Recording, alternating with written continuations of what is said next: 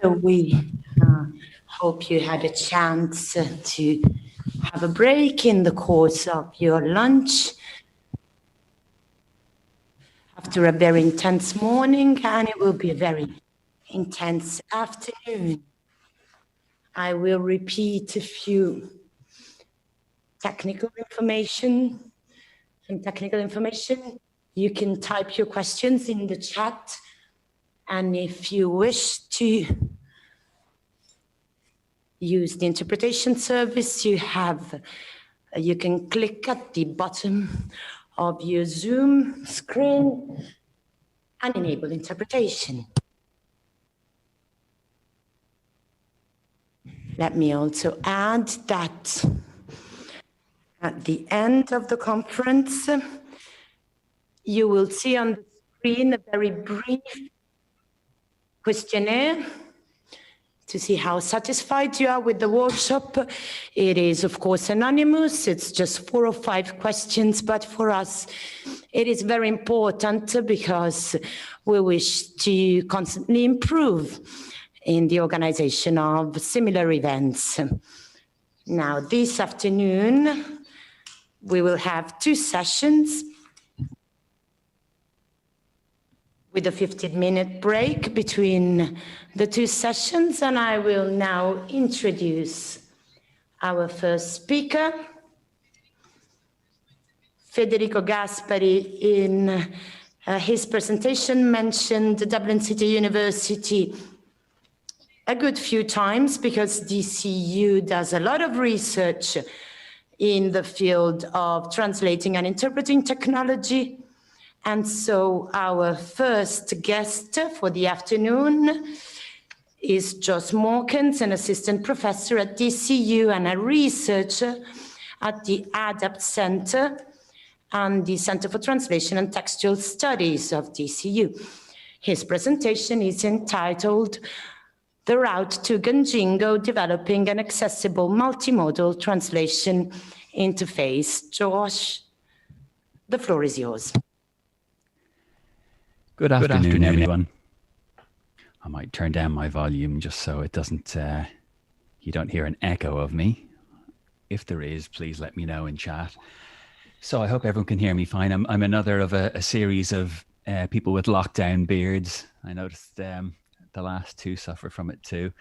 My name is Jos Moorkens from Dublin City University. Thank you very much to Annalisa and the group from UNINT for inviting me to present this afternoon, and to the interpreters who will be interpreting into Italian.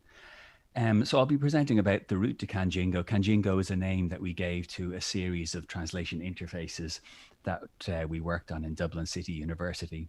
It's not quite on the topic of AI, but I hope it'll be of some interest. So over the next 25 minutes or so, I'll talk about reasons why to develop a translation interface, about our initial efforts to build a mobile interface, the Perl desktop interface, which was a desktop interface that we built afterwards.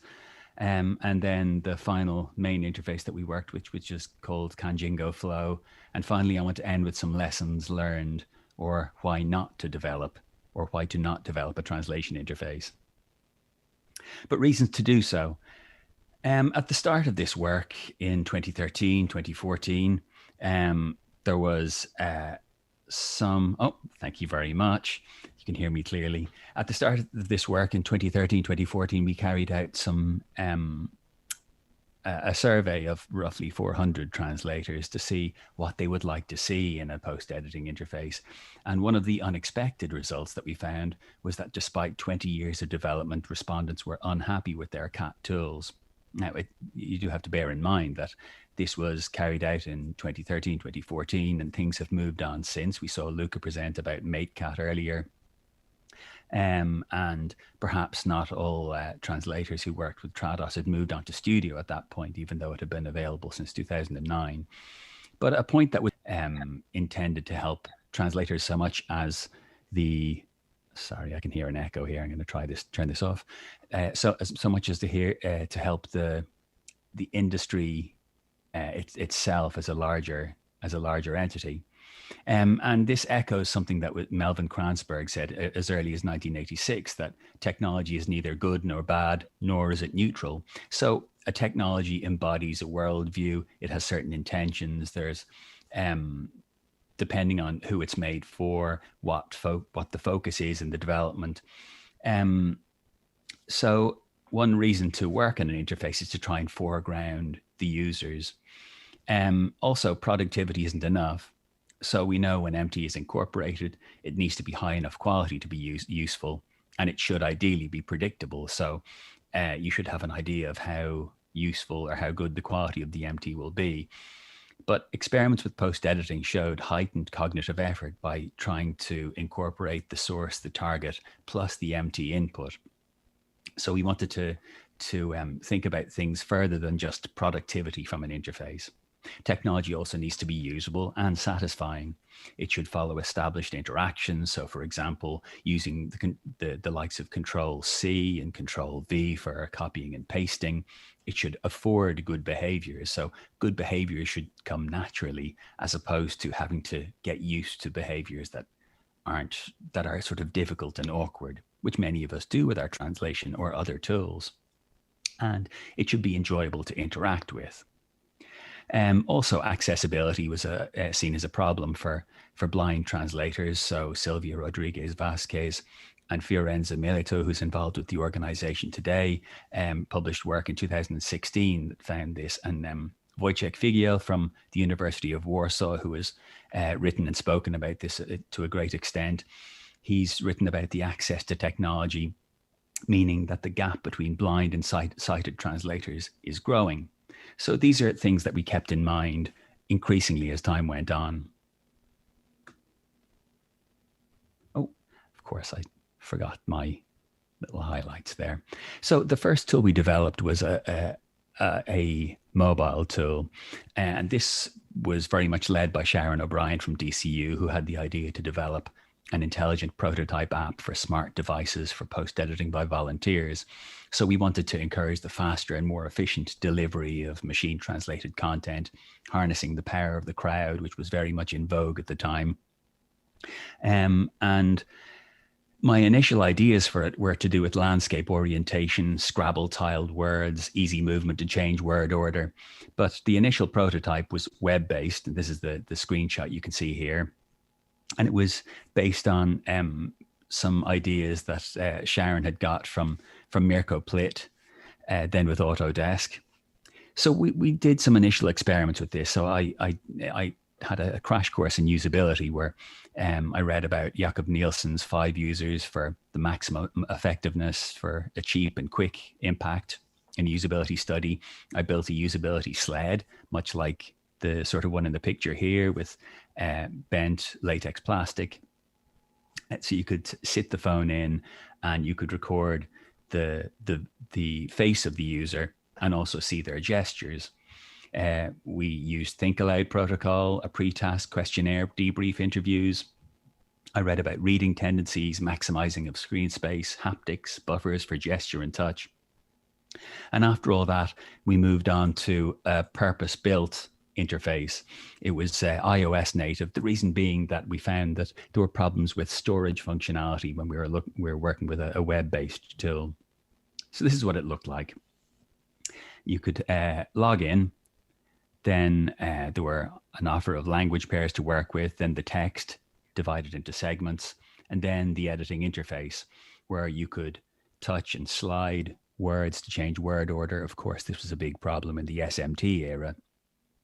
Remove words with the symbol on the right, add words with the symbol on the left, and scroll through. There was automatic capitalization of the first letter in the segment and automatic sentence ending punctuation. And then an edit and help screen, and then this rather superfluous screen at the end. So the response was very good. Our participants were very happy with it. Tarina Bell in Multilingual magazine talked about how it would be really effective for developing nations, potentially enabling contents, and also said that it's predicted by 2016, at that time, of course, in the future, that 90% of all US college students will own a smartphone. translation students today become translators tomorrow, and our processes will either be ready for their technology expectations or they won't. But despite that, we ended up not doing that much more development on the mobile app. There was also some work that Olga Torres-Hostench did. She came over from Barcelona and worked with us and did some more usability studies. Federico Gaspari, who spoke previously, was involved in this as a participant. Again, the responses were good. So while there was the obvious mobile physical limitations of the small keyboard and small screen, overcoming the input limitations, well, voice input was very useful for that. And she also had a response to do with using of Kanjingo for review to reduce keyboard use. But users found it very intuitive, easy to use, user-friendly. The design was clean and big enough, and they found it fun and addictive. But despite that, there was no real project management infrastructure, which held back the project. And also, industry partners couldn't see the financial justification for using this app. We had a number of use cases in mind to do with volunteer or crowdsourced translation, and there were some talks with Translators Without Borders that didn't come to any great fruition. We also had suggestions of quick post-editing of empty instructions by experts, and subsequently several crowdsourcing companies have built their own mobile interfaces. So the next thing we moved on to was going back to this survey I talked about that we carried out in 2014. We looked at the wish list that our users came up with. They wanted to see a customizable interface. They wanted a clean, uncluttered interface, something that we see now with MateCat, really, and search features for dictionaries, concordance, internet. For them, performance was vital, provenance, knowing where the segment or where the MT comes from, and reliability, of course, was vital. There was qualified enthusiasm for sub-segment MT-TM matching, and that's an area that's grown with the likes of Uplift in Trados and Deep Minor and Deja Vu. And there was distrust of MT, something we've seen amongst translators to a great extent, and fear of losing more control of the post-editing process. So we divided what their wishes were into basic functions that they'd like to see, functions appropriate to any translation editing environment that respondents deemed unavailable even in current editing environments, and then very specific post-editing functionalities. And with Chris Hokamp in Adapt Center in DCU, we built this interface, a modular test bed interface, then called Pearl, where we could implement features. But we found that communication of user needs, the developers and computer science academics was very difficult. So Moritz Schaefer mentioned earlier that a lot of activity is very automatic. So if the affordances or if the method of using this unusual or new functionality isn't obvious, it doesn't just work transparently, then that isn't really doing it for translators. So we tried a number of different functions that we could add or remove. One example was, you can see here, we had post-editing effort indicators of low, medium, and high confidence. But we found that the communicating user needs and the method of implementation of those to both Chris as the developer and computer science academics was quite difficult. The features worked intermittently, but they weren't robust enough for experienced users. And of course, translators work very quickly. They make quick decisions. And if something doesn't work, well, that'll immediately turn them off it. Chris, in the end, developed this UI into his own tool, HandyCat, which is available via Creative Commons on GitHub. It's available as a test interface for post-editing effort measurement, interactive MT, and Felix de Carmo, now in Surrey, used it for his knowledge-assisted translation project. And the modular design means that parts can be repurposed, and we did repurpose one of the parts for the next and final tool that I'm going to talk to you about. So this final tool was called Kanjingo Flow. You'll have heard this quote from Samuel Beckett, no doubt, a number of times about failing better. But the idea for this was that I wanted to combine keyboard, mouse, touch, and voice seamlessly within a single minimalist translation interface. I wanted to foreground accessibility. So the 7 principles of universal design were something that I'd read and seen presented about. They came from an architectural background in the late 90s in the US, and also the W3C accessibility standards.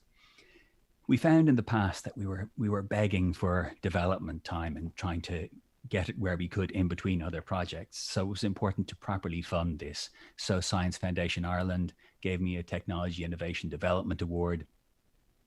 And I looked at potential benefits to translators without PCs, but with tablets, and for blind and disabled translators.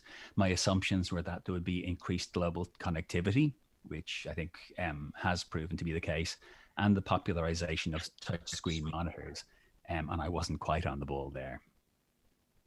So in late 2015, when I was putting this project together, I was thinking back on this idea of dragging words or grouping word tiles together and being able to drag them about, including source text, empty output, and dragging them into or out of the target text window, even between voice input.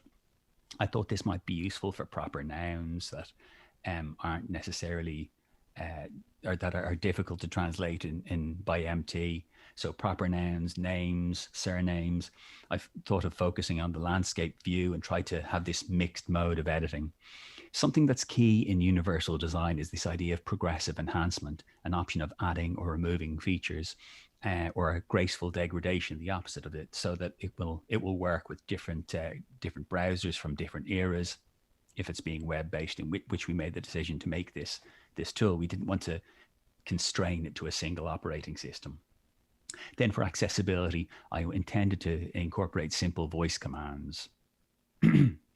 So our goal was a fully fledged CAT tool to incorporate MT suggestions, translation memory suggestions, allow this multimodal interaction from keyboard, mouse, touchscreen, microphone. We decided to make it browser-based, as I mentioned, and it was developed using the React framework.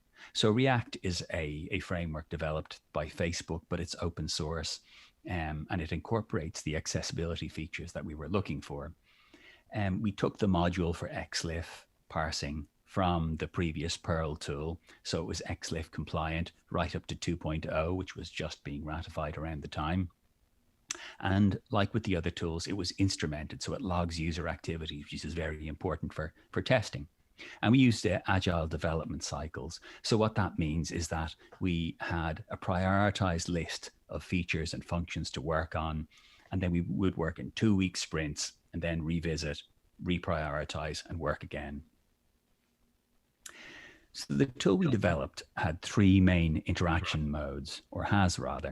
So there's keyboard and mouse, which is reasonably straightforward. Then if you click on the icon that I've highlighted here, we have voice input. And for voice input, you could approve or disapprove it before it's added to the target text window.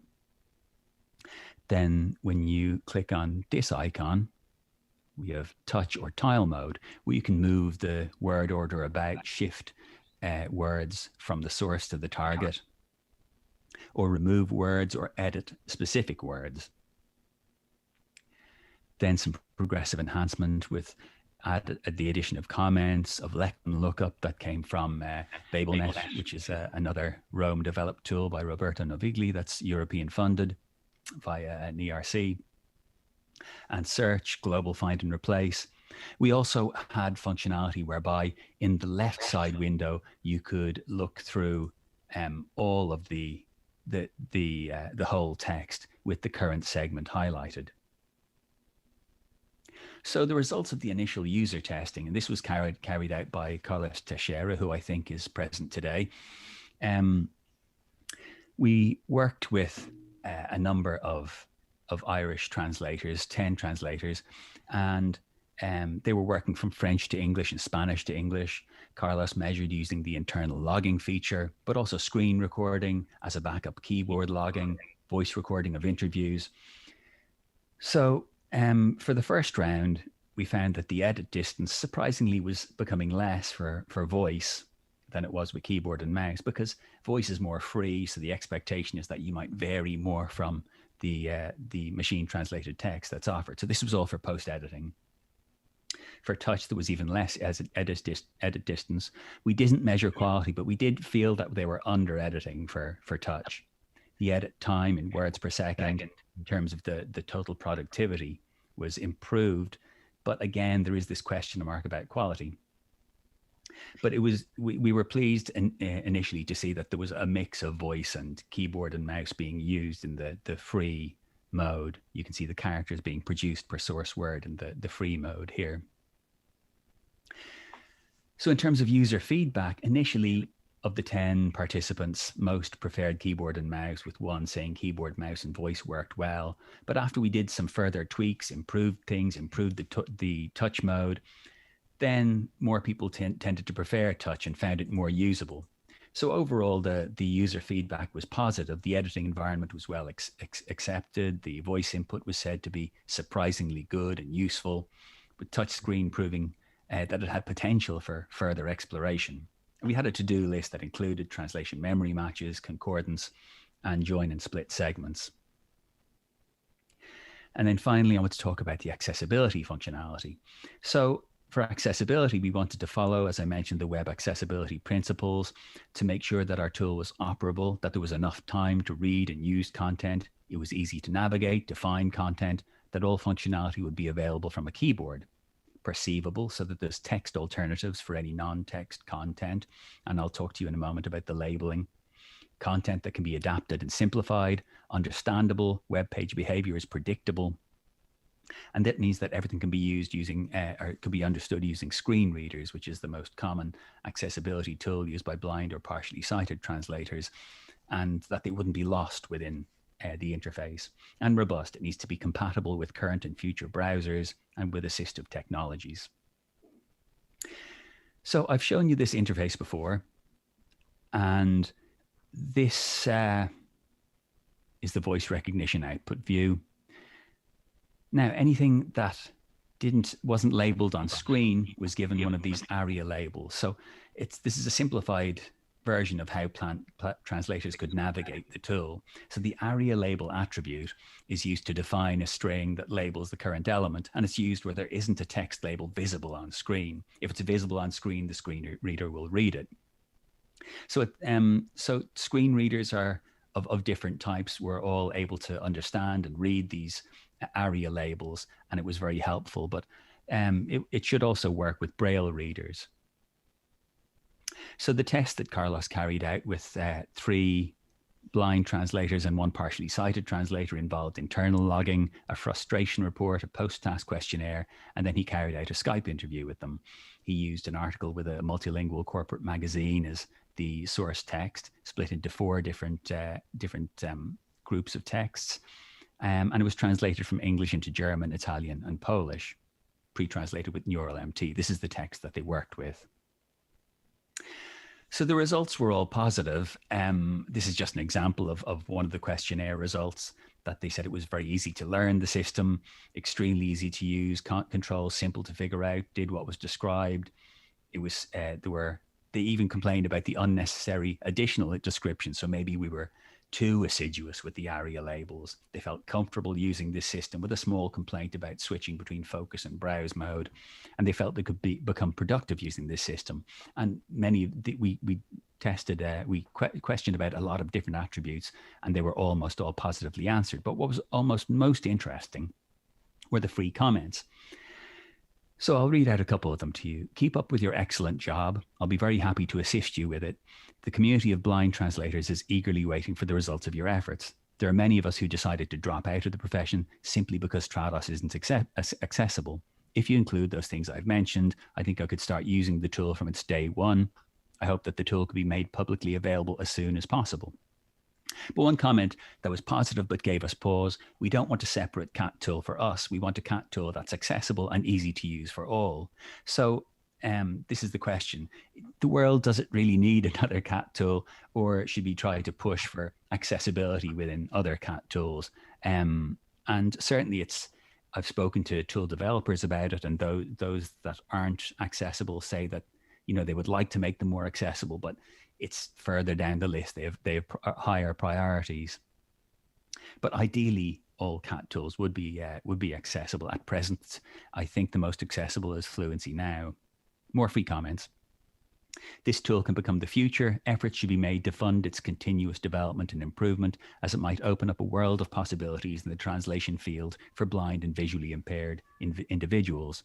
And finally, the tool is a masterpiece of accessibility and should not be left at prototype level. It must be developed further because it can be a game changer for those who need it. So it's not a huge market for blind translators, but there's a massive need there, and it would be excellent if more tool developers could try to make their tool available and usable and accessible for those translators. So coming towards the end, the feedback in general is very positive, especially considering that this was the first accessibility test with the tool. The results were promising, and we felt it was worth developing the tool further. Outside of accessibility, a good deal of the lessons learned appear to have been taken on into Nico Herbig and colleagues' MMPE tool that's being developed in DFKI, which is a multimodal tool combining pen, touch, and mouse with speech input. They haven't foregrounded accessibility, and I don't know exactly what their priorities are on that front. So I want to finish with some reflections on the project as a whole, even though it was a circuitous, meandering route with really a number of projects rolled into one. So the question, was it worth it? It was worth it in terms of publications, publicity, the learnings that for myself and my colleagues that were involved, the funding record, but the aim really was to improve the work of translators. And on that front, the successes have been minor. And that's one reason to present this work today. The feedback from blind and partially sighted translators was very rewarding, but adds a sense of responsibility to try and push the situation for that cohort. And it made us more aware of the uncertainty of technological action, that a realized process or artifact never coincides perfectly with the intended ones. The research environment makes development possible. It facilitated this because all of the work has been publicly funded, but there is this profit motive even in the public sector. And the research environment also encourages short-termism. People involved were on short-term contracts, other than myself, who's a full-time employee in DCU. And of course, the definition of project is that it's a temporary organization. So once that falls apart, it's hard to push those things on when people have moved on. The research environment also has those short-term needs for publications, patents, software disclosures, licensing. But in general, I feel there's a real need for thinking beyond mere productivity in technology development, to think about usability for translators and end users, to look at accessibility, as we mentioned. Felix de Carmo has talked about personalization, but of course, with personalization, there's the temptation to take massive swathes of data, more than is needed, whereas really it should be the minimal amount of data retained from the user to personalize the tool. Social quality is highlighted by Christina Abdallah and others subsequently. So making sure that the satisfaction and motivation of the worker is improved rather than lessened in interacting with technology. Ergonomics, as Maureen Ahrensberger-Dow, Gary Massey, and Carlos have talked about, in cognitive ergonomics, and respect for copyright, which is something that has been discussed occasionally within translation, but really not in a concrete way. And this is becoming a more general aim for the UN sustainability goals, this larger notion of sustainability. And we want the translation industry to be sustainable, to provide decent work and economic growth, and not to drive people out by having them work in environments and with tools that don't facilitate their needs and don't maximize the social quality. And there is a concern that with the increasing use of agency-specific portals that lock in modes of interaction, that maybe we're going backwards on this front. And for accessibility and for tools in general, ideally UI design would employ a participatory approach and have more involvement of the users in design. So to finish, I want to call out the people who were involved in this project: Sharon O'Brien, Carlos Teixeira, Daniel Turner, who did the development of Kanjingo Flow, Olga Torres-Hostench, and Joris Frika from the Adapt Center. You can have a try of our current prototype at that URL if you wish. And here are some publications. And thank you very much indeed. I'm happy to answer any questions at this time.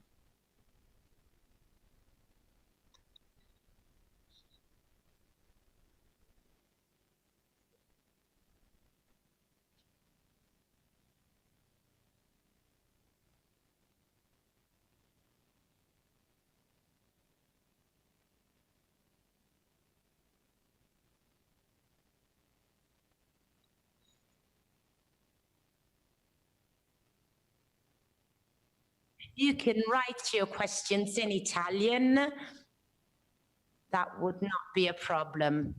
If for the time being we do not have any question, I would move on to the next presentation, and then perhaps we can have a Q&A round at the end of the session. I personally found this presentation extremely interesting because it is true that accessibility is not covered enough when it comes to CAT tools. And these research projects are very interesting also from an industry perspective. So now we have a presentation by two speakers, Claudio Fantinuoli and Bart de Francq.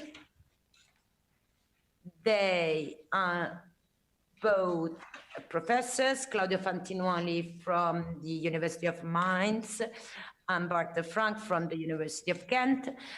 Their focus is on both translation and interpretation. And their presentation, according to the title of their presentation, I would say we're moving to interpretation because the presentation will be focused on the artificial booth mate. Claudio Fantinuoli and Bart de Francq, the floor is yours.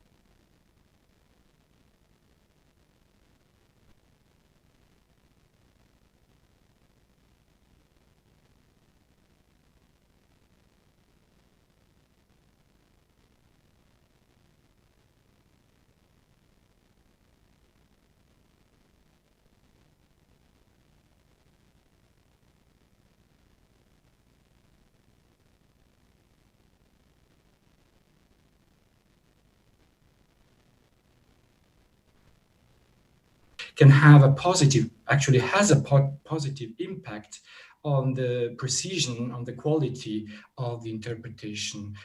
And this is especially in the area of numbers. And we know very well that numbers are quite an important and difficult aspect of simultaneous interpretation.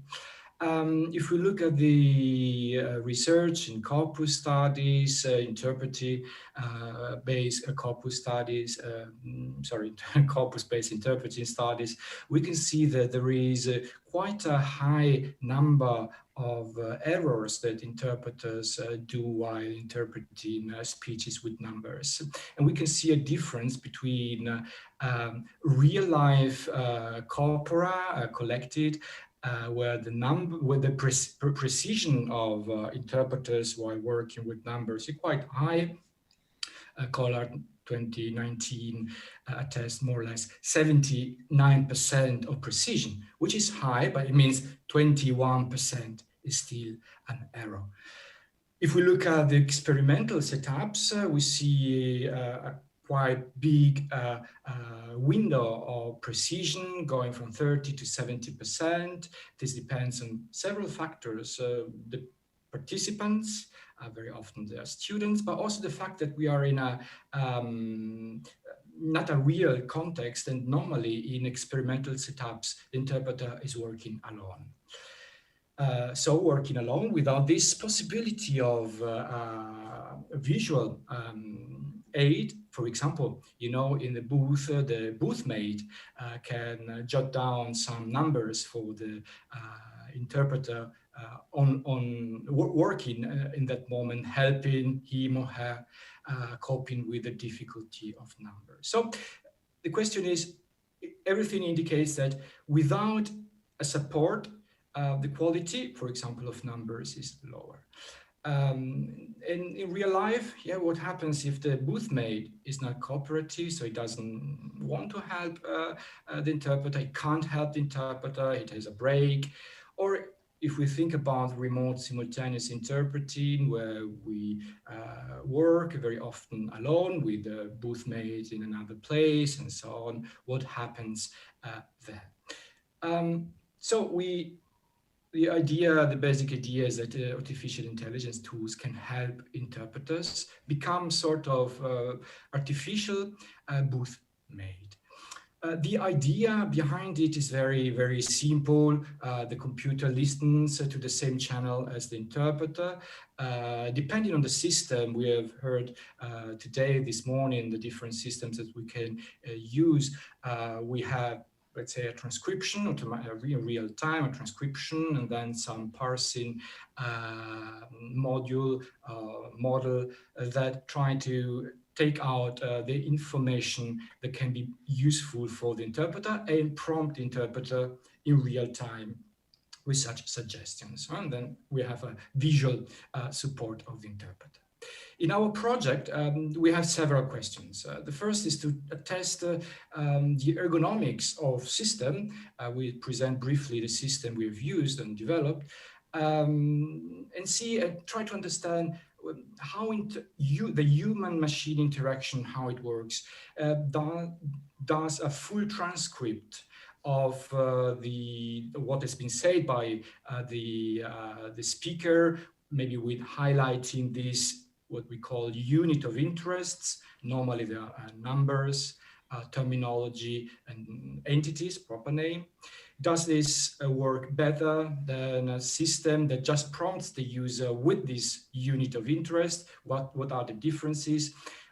Which is the role of the latency of the system? It means the delay from what has been said by the speaker and the suggestion, how this relates to the possibility for the interpreter to use this suggestion. This is a quite important topic in simultaneous interpreting, of course.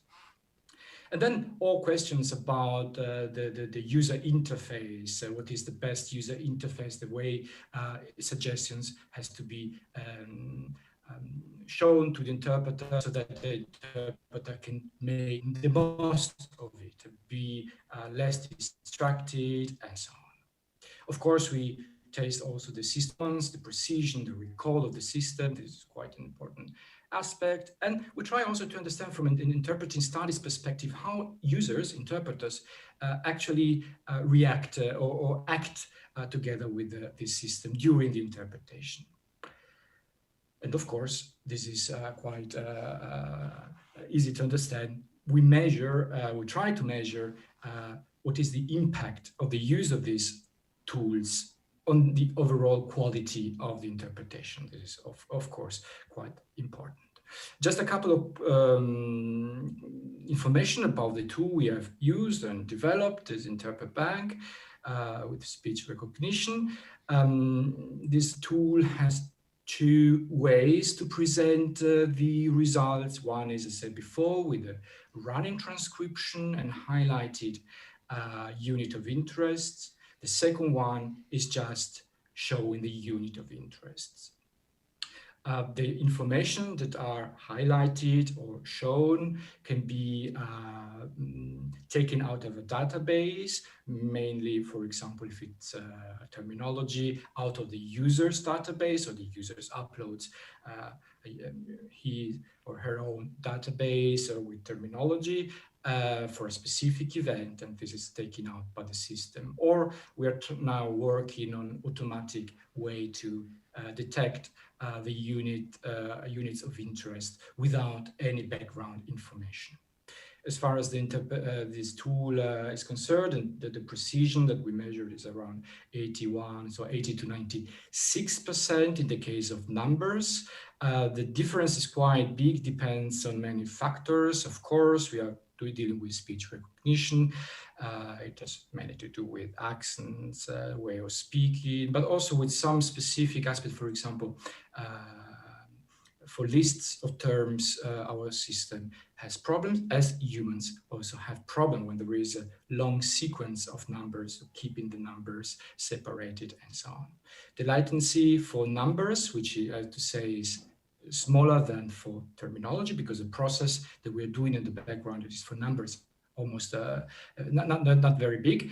For terminology, it's a bit bigger, but for numbers, at least, the latency is quite good, and it's inside the ear voice span, so the time that interpreters lag behind the original speech. And you can look at this tool, which is free to be used at this at this web address. So you can use it and try it. And as all other speakers said before, give us feedbacks. We are always more than happy to get feedbacks. So we will present today 3 experiments with these different combinations of situation of settings. Very briefly, just to give you an idea of the results, the experimental results we collected. And for the first experiment, I give the word to my colleague, Bart de Francq. Okay, can you hear me? Is that okay? Yes. Claudio? Okay, right. So the first experiment was organized at Ghent University in our interpreting room. We had a selection of 6 students of conference interpreting who interpreted 4 texts from English into Dutch and also filled in a questionnaire at the end of their performance. The ASR, so the results of the ASR were presented in the booth on a separate monitor, so a separate screen that you can see on the left-hand side of the slide, but also on the right-hand side of the slide. It was a running transcript that was presented with numbers highlighted, both in bold, carried out by the interpreters, but we also observed their behavior in the booth in order to see whether they really used the system or whether they preferred not to use it. So we had a webcam that is indicated on the picture on the left-hand side of the slide that filmed our students while they were interpreting. Now, with regard to the results that have to do with the system, the performance of the system itself, in nearly all cases, the system latency was lower than the average EVS of the interpreter, which means that the figure, the number, was displayed before the interpreter reached the number in his or her delivery. The recall of numbers was 100%. I haven't mentioned it here, but it was 100%. So every number in the source text was identified, and the precision was 96%, which is very high, which is, as you have noticed before, which is actually higher than the precision of interpreters in booths. Right? So in terms of usability, the ASR that Interpret Bank offers this was done almost 2 years ago, was already usable for numbers. Can you go to the next slide, Claudio? Okay. Now, with regard to interpreters' performances, so our 6 students interpreted 4 texts. They interpreted these texts with and without the support of ASR. Meaning that for the first text, for instance, half of the group interpreted without support and the other half with support. For the second text, roles were then switched so that we had a counterbalanced set of performances. Now, when we look at the performances, we can see that the interpreter's accuracy increases drastically. Right? Complete renditions occur in 67, so 2/3 of the cases when ASR support is not available. It occurs in 90% of the cases when ASR support is available. So you have a an almost 33% increase there. The number of omissions decreases also quite dramatically. We've checked for different number types, complex numbers, simple numbers, years, dates, decimal numbers, etc. We can see that all number types benefit. So accuracy goes up for all number types, but most, of course, for the more complex number types. We've also noticed that not reliance on the system, because the prototype, the ASR prototype in Interpret Bank only gives you a transcription of 5 minutes, and some of our texts were longer. Now, when the text is longer, the numbers are no longer transcribed, which means that suddenly in a booth that had support, or the booth that had support loses support. So students find themselves in a situation where support is withdrawn, and then their accuracy actually drops below the accuracy of the booths that did not have support. So there are signs of over-reliance. There are also signs of a kind of placebo effect, because we noticed that interpreters who were offered support but did not seek it, because they did not watch the screen where the support appeared, performed better than interpreters who were not offered support at all. But they still perform worse than interpreters who seek the support. So the availability of the system itself already helps interpreters improving accuracy, even though they do not really watch it. Next slide, please. In terms of interaction with the system, what we saw is that only in half of the cases, a bit more, interpreters really sought support from ASR. There was no correlation with number types or whatever other parameter we examined. 2 out of 6 students consulted the ASR less often when it was offered for the second time, so when they had to interpret the second text with ASR support, which means that they probably felt they didn't need it any longer, or that their own performance was already better than what the system could provide them with. What we also saw, this has already been mentioned, is that for students who were already quite good at interpreting numbers, the support condition actually was of no big use, because they didn't consult it and it didn't improve their accuracy. And we also had reports of the transcript who was distracting. So for the other experiments, we used the display option where the transcription was not shown, but only the units of interest. And this is now what Claudio is going to show.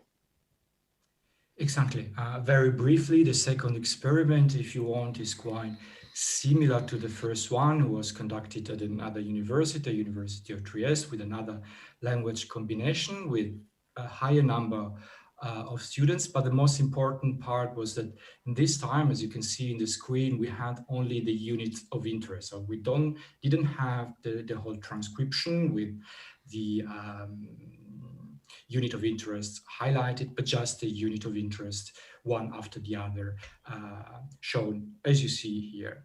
And the results are interesting in this sense, without going into much of details, that they're very similar. Even the improvement in the quality, you can see it here, it's from 60%, around 60% to 85% in the complete rendition, diminishing the number of omissions from 23% to 8%. This is quite interesting because how the people perceived, the user perceived the first modality of display results with the transcription was very often described as disturbing because there were too many information.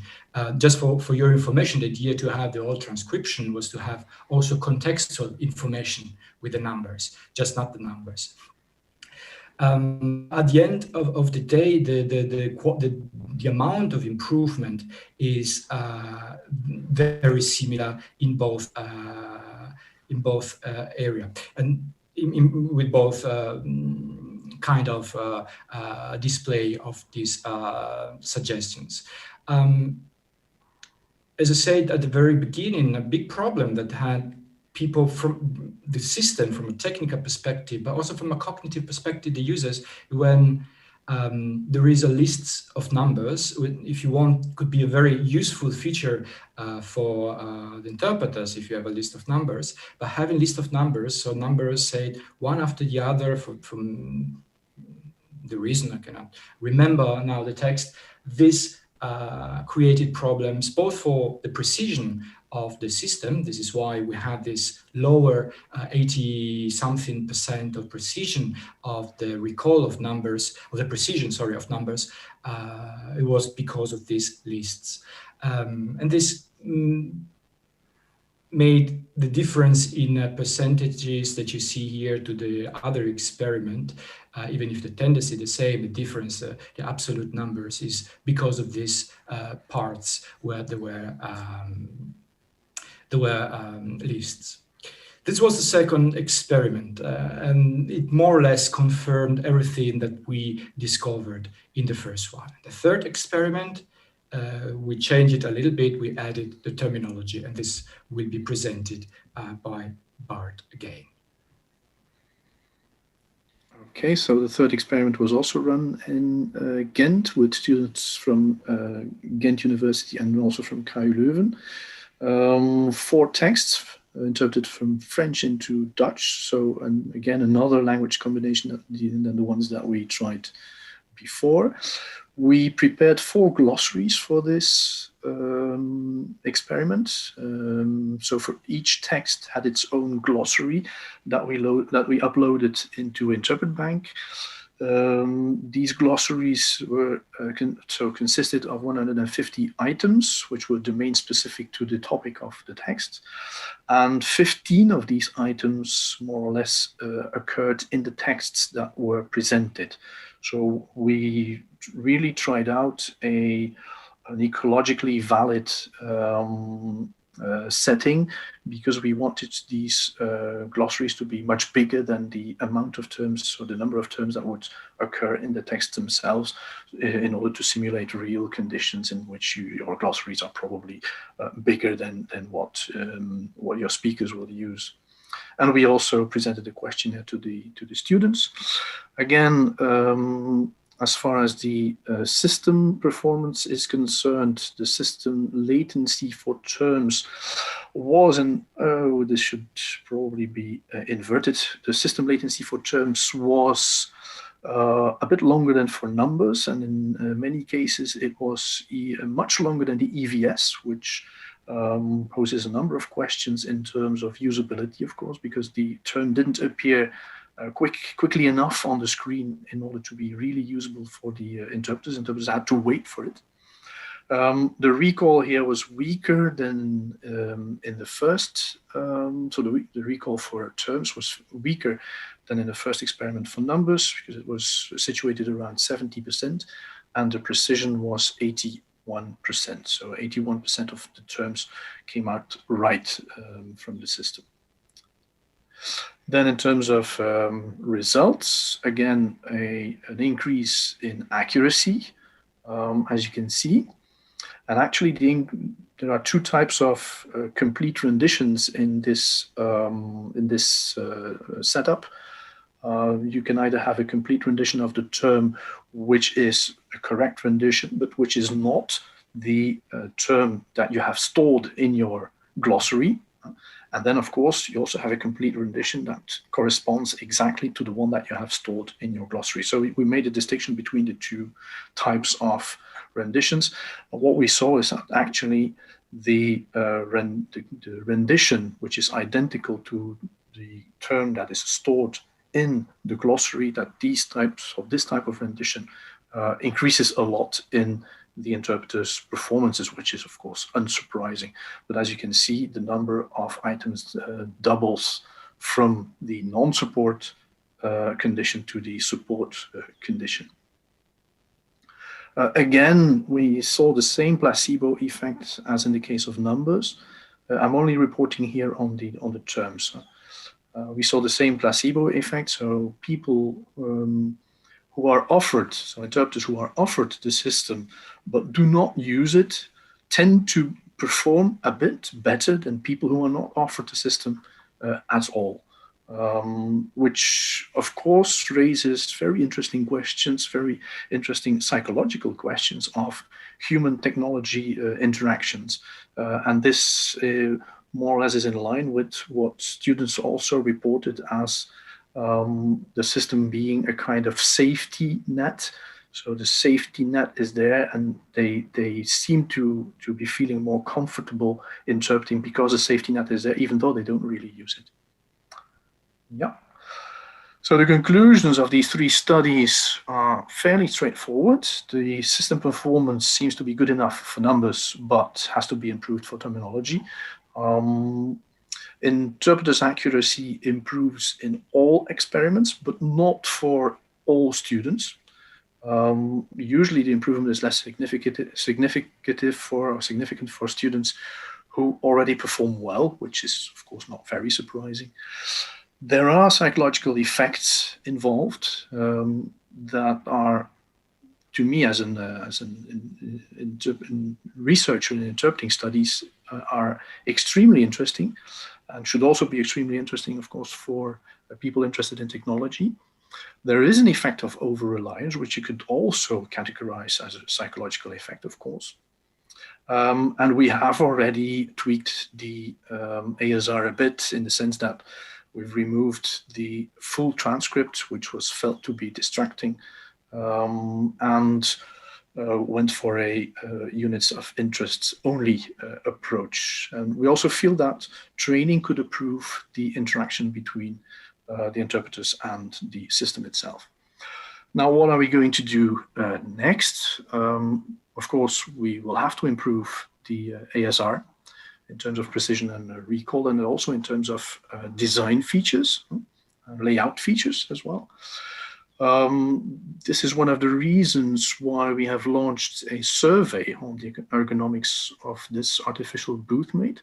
And you can find the link there in the middle of the slide. We would really like to invite all the interpreters who are listening and watching now to fill in the survey if they haven't already done so, because the survey has been distributed by a number of interpreters associations. So we're going to have a look at the results of this online survey in order to see what the ideal layout features of such a system are. We're also going to experiment with bigger populations and with professional interpreters, because we've noticed that our very good students seem to benefit less from this system, which makes us also think that perhaps even professional interpreters will not benefit a lot from such a system. And we will also, and this ties in, of course, with the last comments on the need for training, we'll also prepare classes, virtual classes on teaching teaching interaction with automatic speech recognition in the booth. Both of all of these three last items, the three last bullet points, are part of a project that is funded by the European Commission, by DG SCIC. So that's, I think, what we had to tell today. I'm not sure, Claudio, if you have anything to add. No. No, okay. So that's it. Thank you very much for your attention. Thank you very much. Grazie a voi per questa presentazione molto interessante, devo dire, da ex interprete. Speech, well, being a former conference interpreter, I think this is a wonderful, extremely useful toolkit. And we were talking, or rather messaging each other with Annalisa. Sorry, I beg your pardon. I think there was a question asked and addressed to both of you.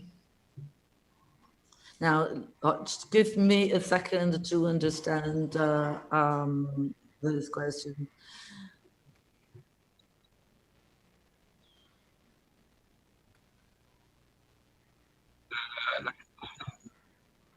Well, the answer is no, because we've discarded the option, as Bart was saying. But if somebody would like to get this functionality, we can sort of revive it in it.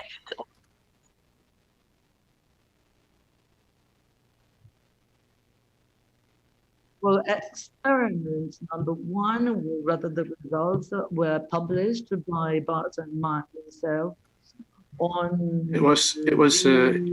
What is the name of the review? Target. Target, yes.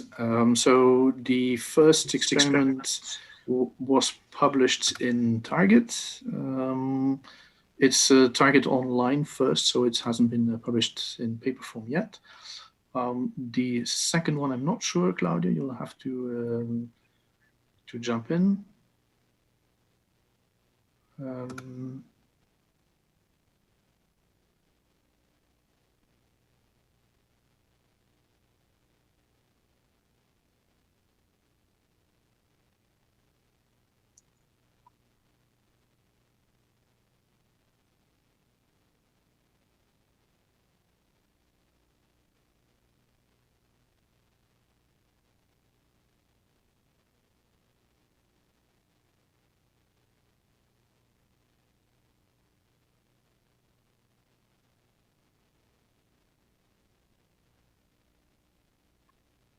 Well, have we made up our minds whether we're going to take a break or not? Because if we don't, I have a question. I have a question for Bart, for Claudio, and also for Josh. So, well, you may proceed. Okay, I'm saying that to the interpreters. I'm going to ask questions directly in English.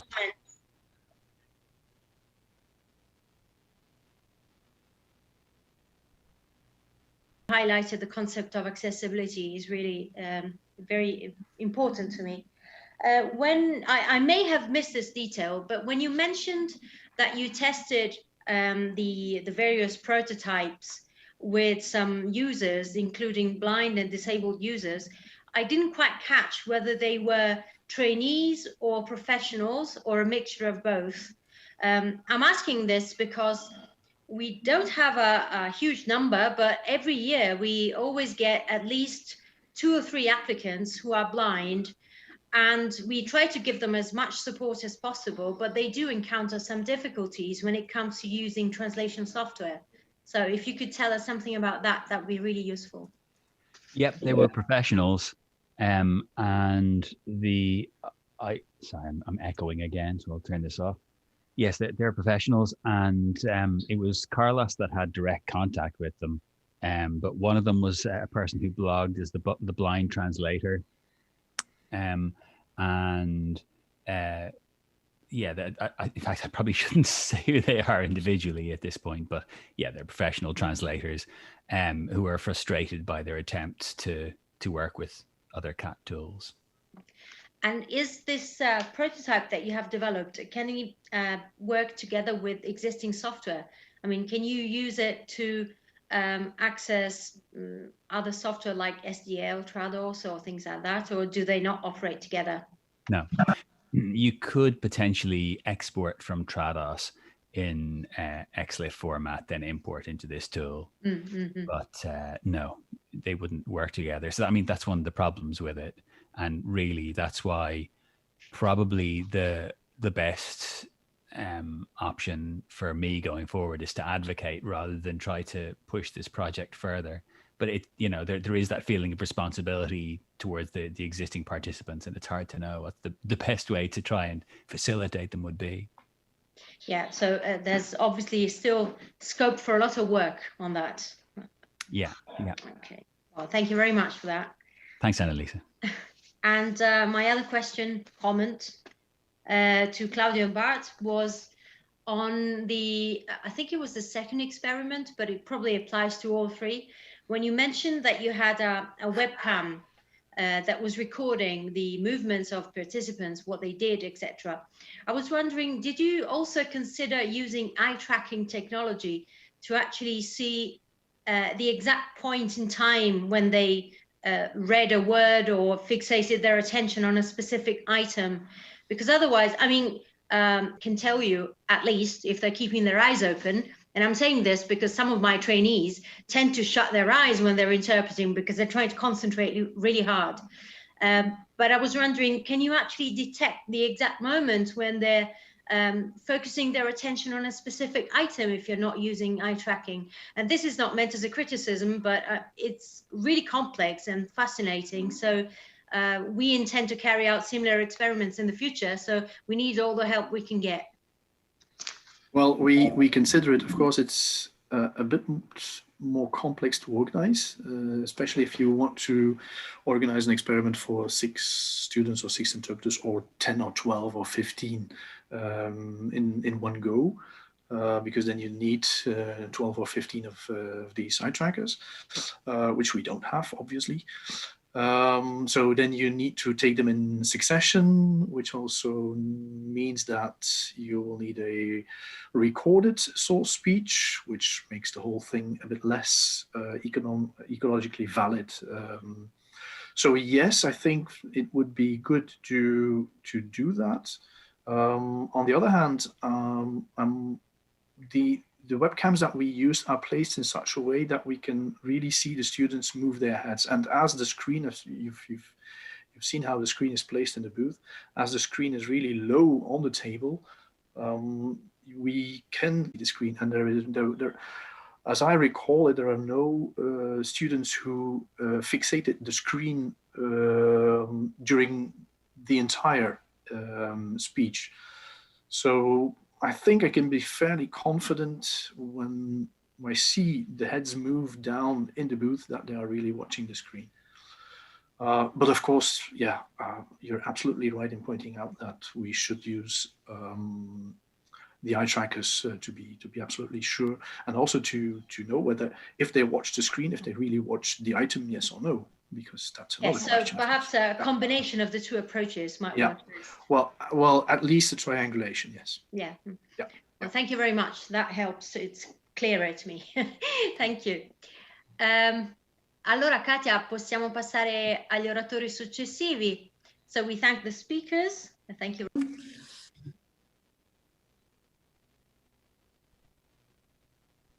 And I'm sorry for poor Claudio, who is one of the next speakers. He's already put in some work, and we're asking him to work again with another speaker, with Bianca Prandi.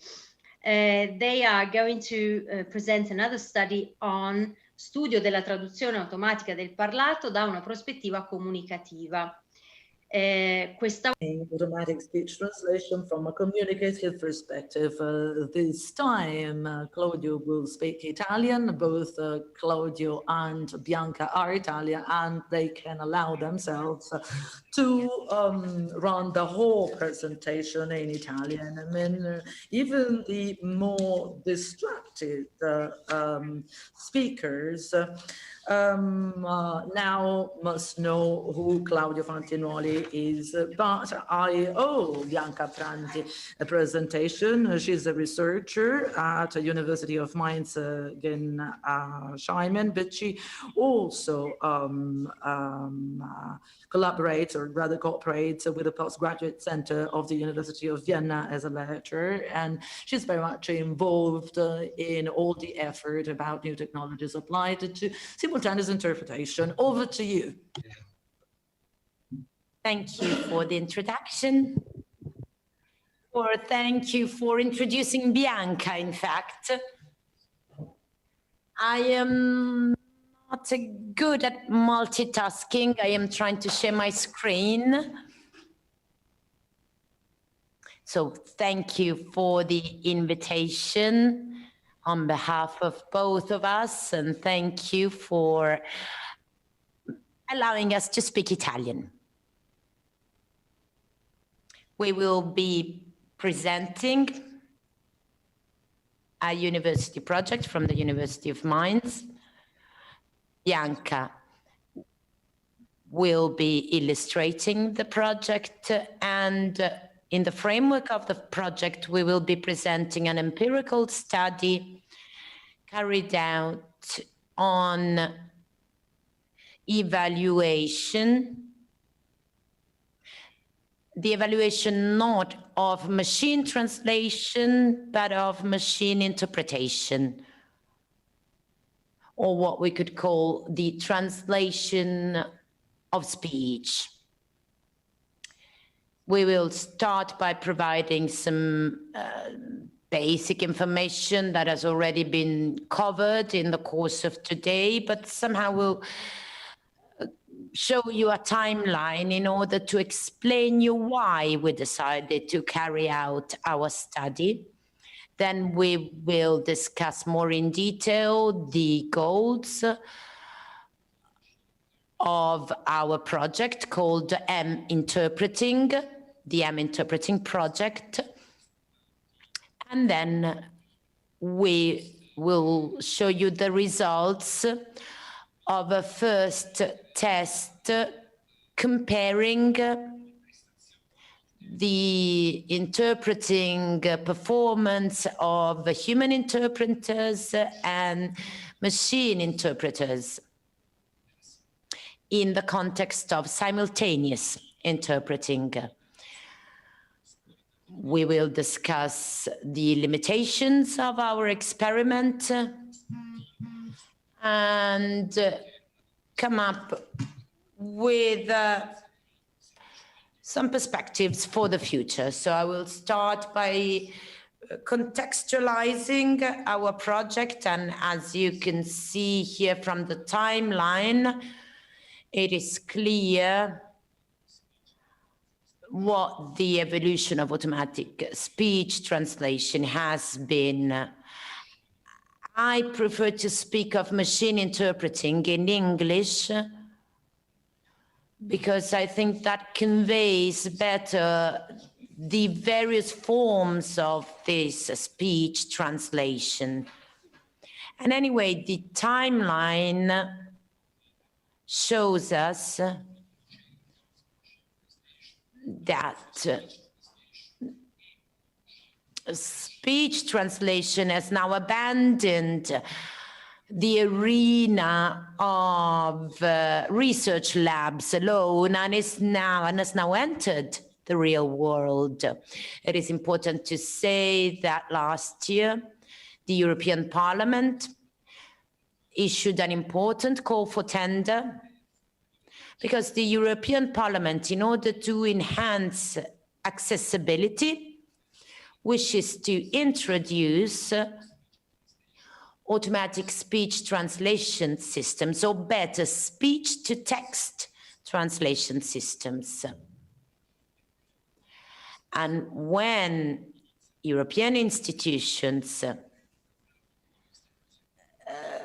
start working in practice on those things in order for those tools to become part of everyday life, that means that a technology is just about to arrive. Then we have commercial implementations, the APIs, such as Azure, that can be integrated in certain programs, and this is a form of automatic speech translation in real time. So not in consecutive form, but in real time, something that can be compared to what we call simultaneous interpretation or simultaneous translation. In the next few years, we will have huge progress in this technology. So from our perspective of interpreting studies, we decided that it was important for interpreting studies to come closer to what computer science is doing in this area. Because in interpreting studies, the idea of a computerized agent was lacking. So we would very humbly like to try and start filling this gap. And I will now leave the floor to Bianca.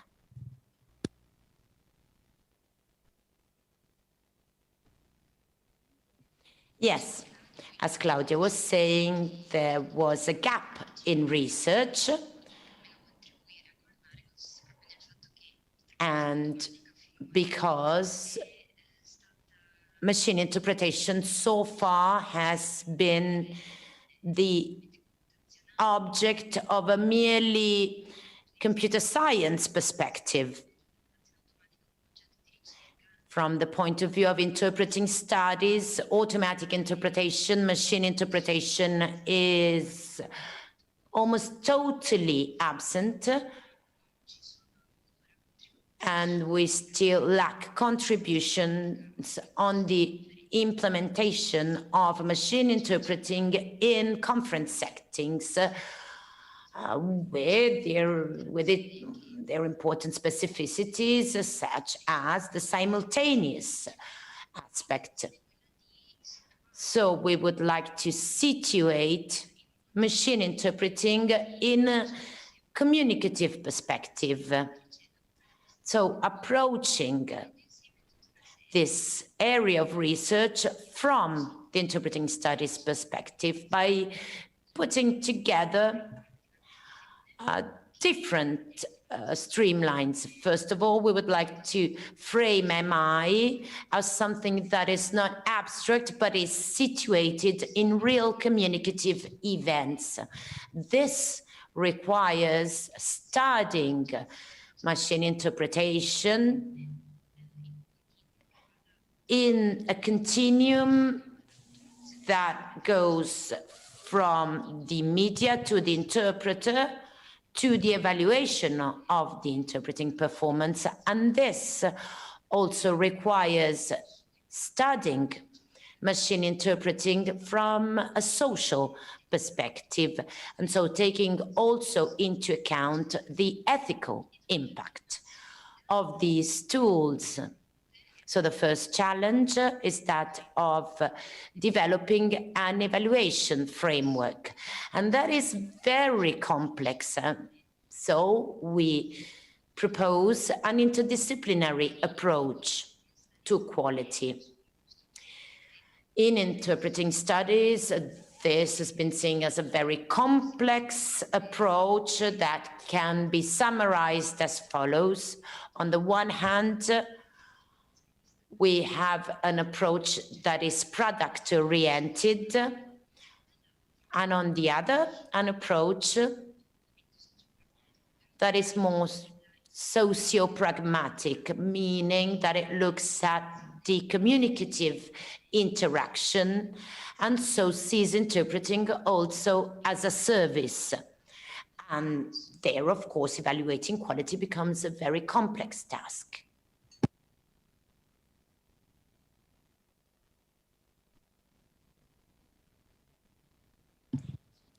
We are just in order to identify the methodologies that we could apply to our project in terms of evaluating the performance of the machine, but also of making a comparison with the human professional interpreter.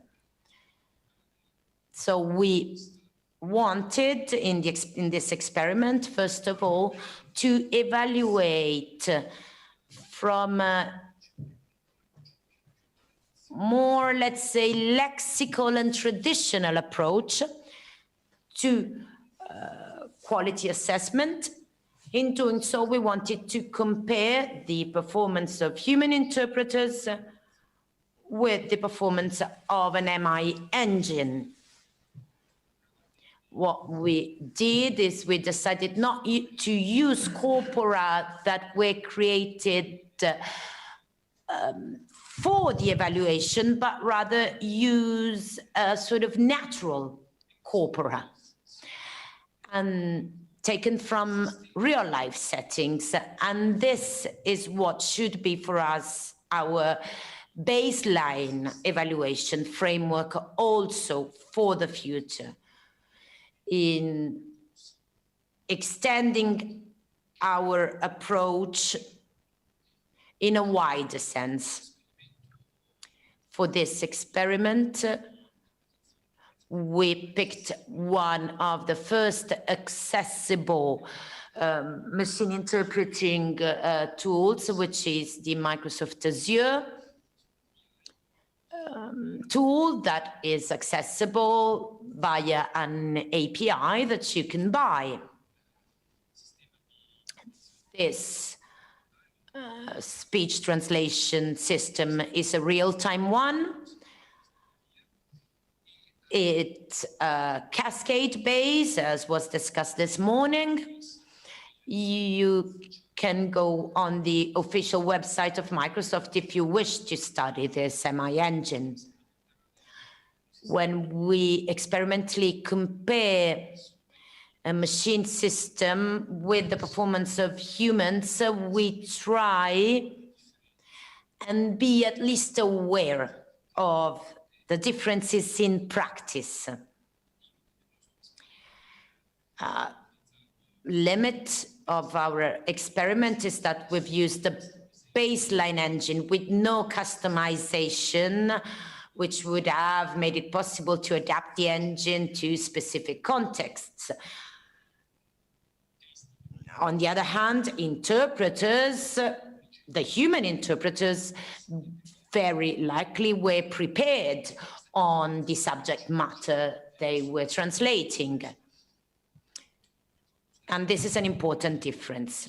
The corpus we created was 5 real events interpreted simultaneously interpreted from English into Italian. These events are publicly available. We picked them randomly. It was really a random approach that we went for. We randomly selected some extracts. We had 3 native English speakers and 2 non-native English speakers.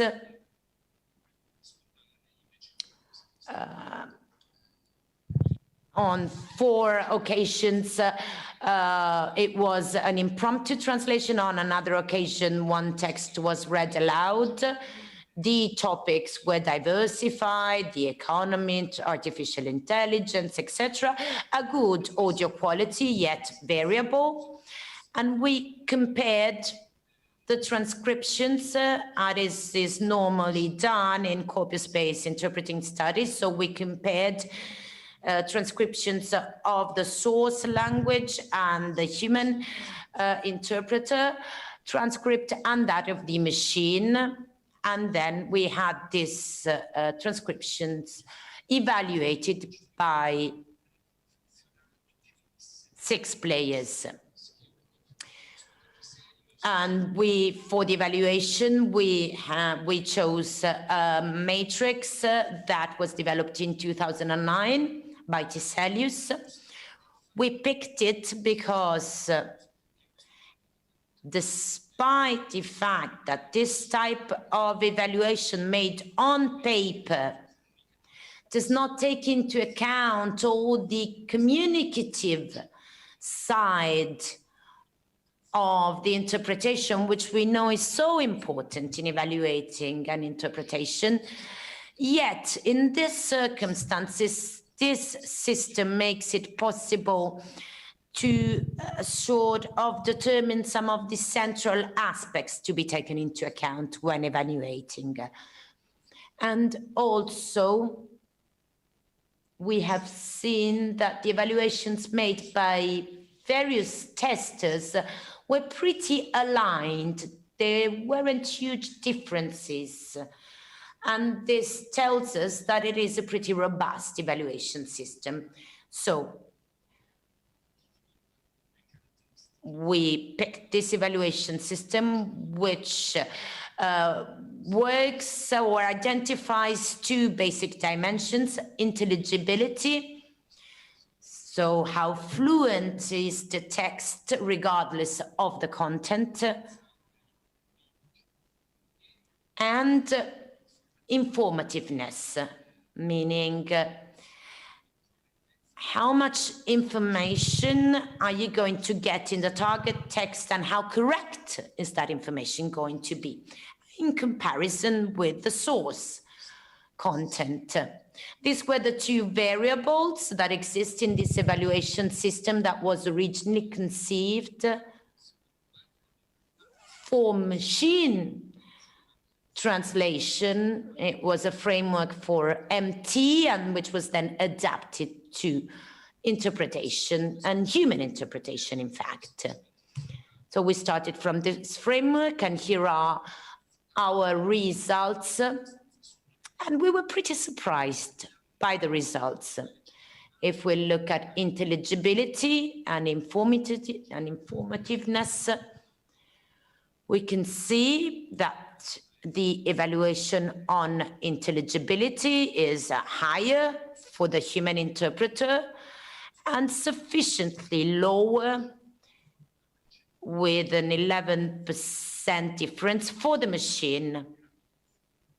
A different picture is the one we got when it came to informativeness, where the human interpreter and the machine interpretation yielded pretty similar results, with a slight advantage for the machine, and that is what really surprised us. Now, if we combine these two elements together, without deciding whether intelligibility should count more than the level of information you're provided with, but we just put them together, what we have is a situation where human interpretation is considered as better than the machine one, with a 5% difference.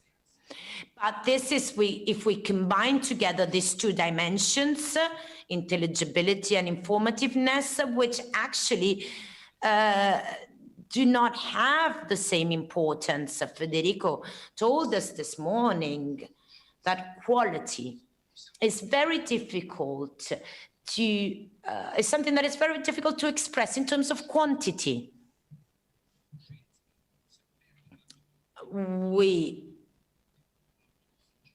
It is something that is extremely difficult to do, evaluating quality. And here you can see the standard deviation. So we had 5 texts, 5 different texts, as I explained earlier, from 5 different interpreters. And you can see how variability within the human performance is higher with respect to the variations we have when it comes to the machine. That is interesting. Perhaps it is trivial if we think about it, but if we think about it, it is not that obvious. We had different topics, a different speech style, different speakers, different accents, even very strong accents where they're within the corpus.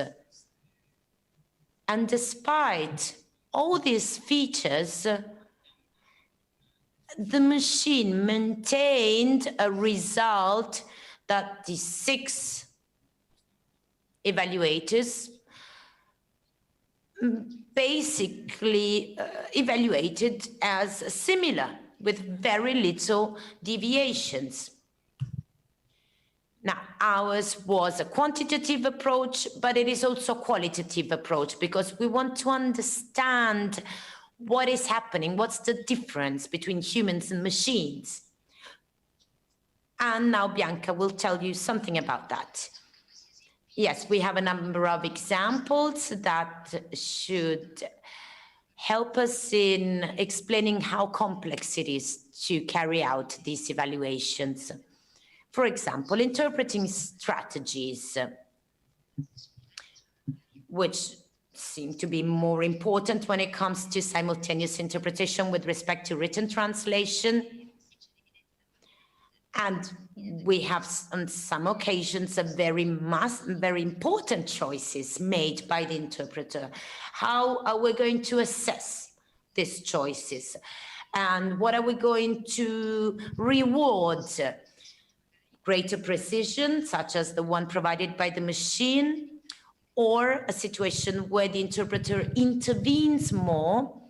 But in terms of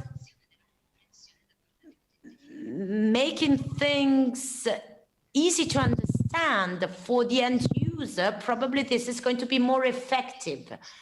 So from the point of view of interpreting strategies, we see that there are some limitations in the classic traditional evaluation systems when it comes to tell us something useful on the quality of the interpretation and on the comparison between humans and machines.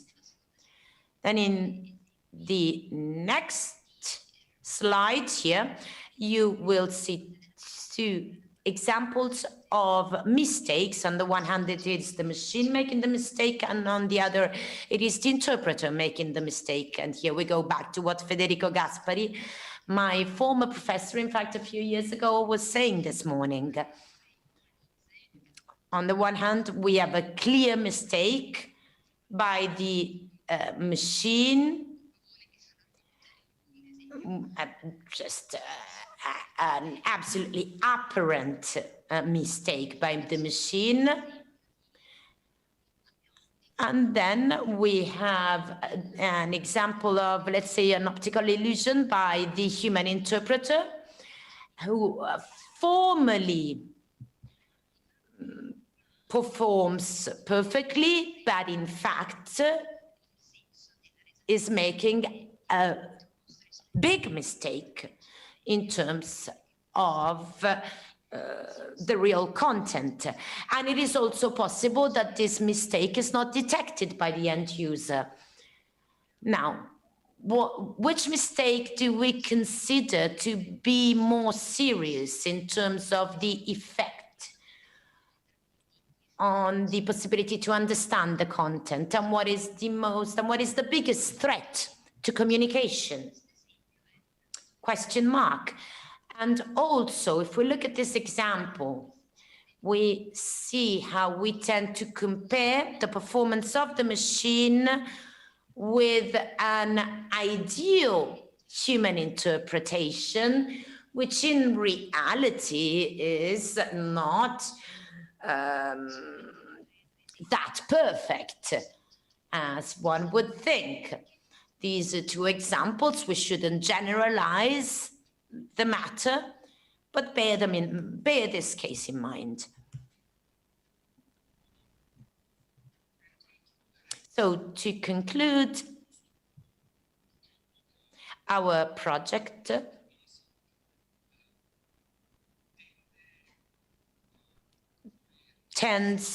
is trying to experiment the possibility of evaluating machine interpreting in relation with human interpreting in a real communicative context. It is a huge challenge because we heard to what Federico Gaspari told us this morning. Now, human interpretation, if we look at the literature on human interpretation, it's a vast literature, but we've never managed to get to a point where we had a clear key to the evaluation of interpretation. And now we're adding a further element, the machine, to this already complex picture. Machines are coming also in the area of interpretation, or let's call it in the arena of accessibility, but anyway, as agents of communication.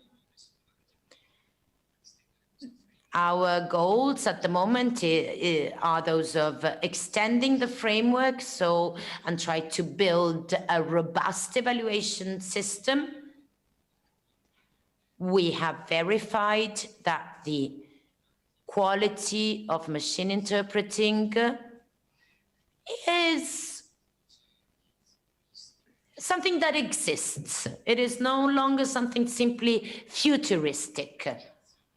The perception of the evaluators, as you've seen earlier, was a perception where a comparison could be made. Of course, a comparison between two different forms of interpretation that remain completely different. And so it is clear that we need to further work on the matter. We need to prevent certain issues, and given that in the immediate future these tools are going to be used, well, then we should try to extend and expand our knowledge on how these tools influence communication and impact communication. Another very practical goal that we have is that of creating a reference corpus for evaluation that is naturalistic, meaning one that is designed in order to test the possible difficulties of the machine and of the human. Bianca very rightly said earlier that we shouldn't think of the human interpreter just in ideal terms as the best possible interpreter out there. Reality is not, does not look this way, and the corpus we presented, the very limited corpus we presented, clearly shows that. So we are trying to put the quality of human interpreting versus machine interpreting in the reality of a communicative environment. And so starting from real simultaneous interpretations carried out by interpreters who were actually working, they weren't there for the purposes of evaluation, they were doing their job. And of course, there is a lot of work to do, but we hope that it will be useful. Yes, a lot of work to do, but we already have many compliments for you expressed in the chat. Gabriele Mac, that you know very well, is saying, when will you publish, when will you have your first publication? You're a wonderful example of students who are doing better than their teachers. So when will you be publishing your results? Well, we are drafting the paper on the results of this experiment. We still need a couple of months, but we should publish in the spring. And another very technical question. Someone saying, perhaps I just lost information. Could you tell us more on the evaluation of informativeness? Well, we can share with you the Tiselius paper that defines this framework and tests it on people. Informativeness basically is to compare the interpreting performance, be it of the human or of the machine. And so the quantity of information of the target content in comparison with the quantity of information provided by the source content. If so, the evaluator would go back to the source content, and in light of the source content, are you finding more information than what you found in the target content? And 1 to 6, how would you evaluate this? Thank you. That was very clear. And if you wish to learn more about it, you can read Tiselius' paper. Just as a personal note, I would like to say that I totally agree with what you said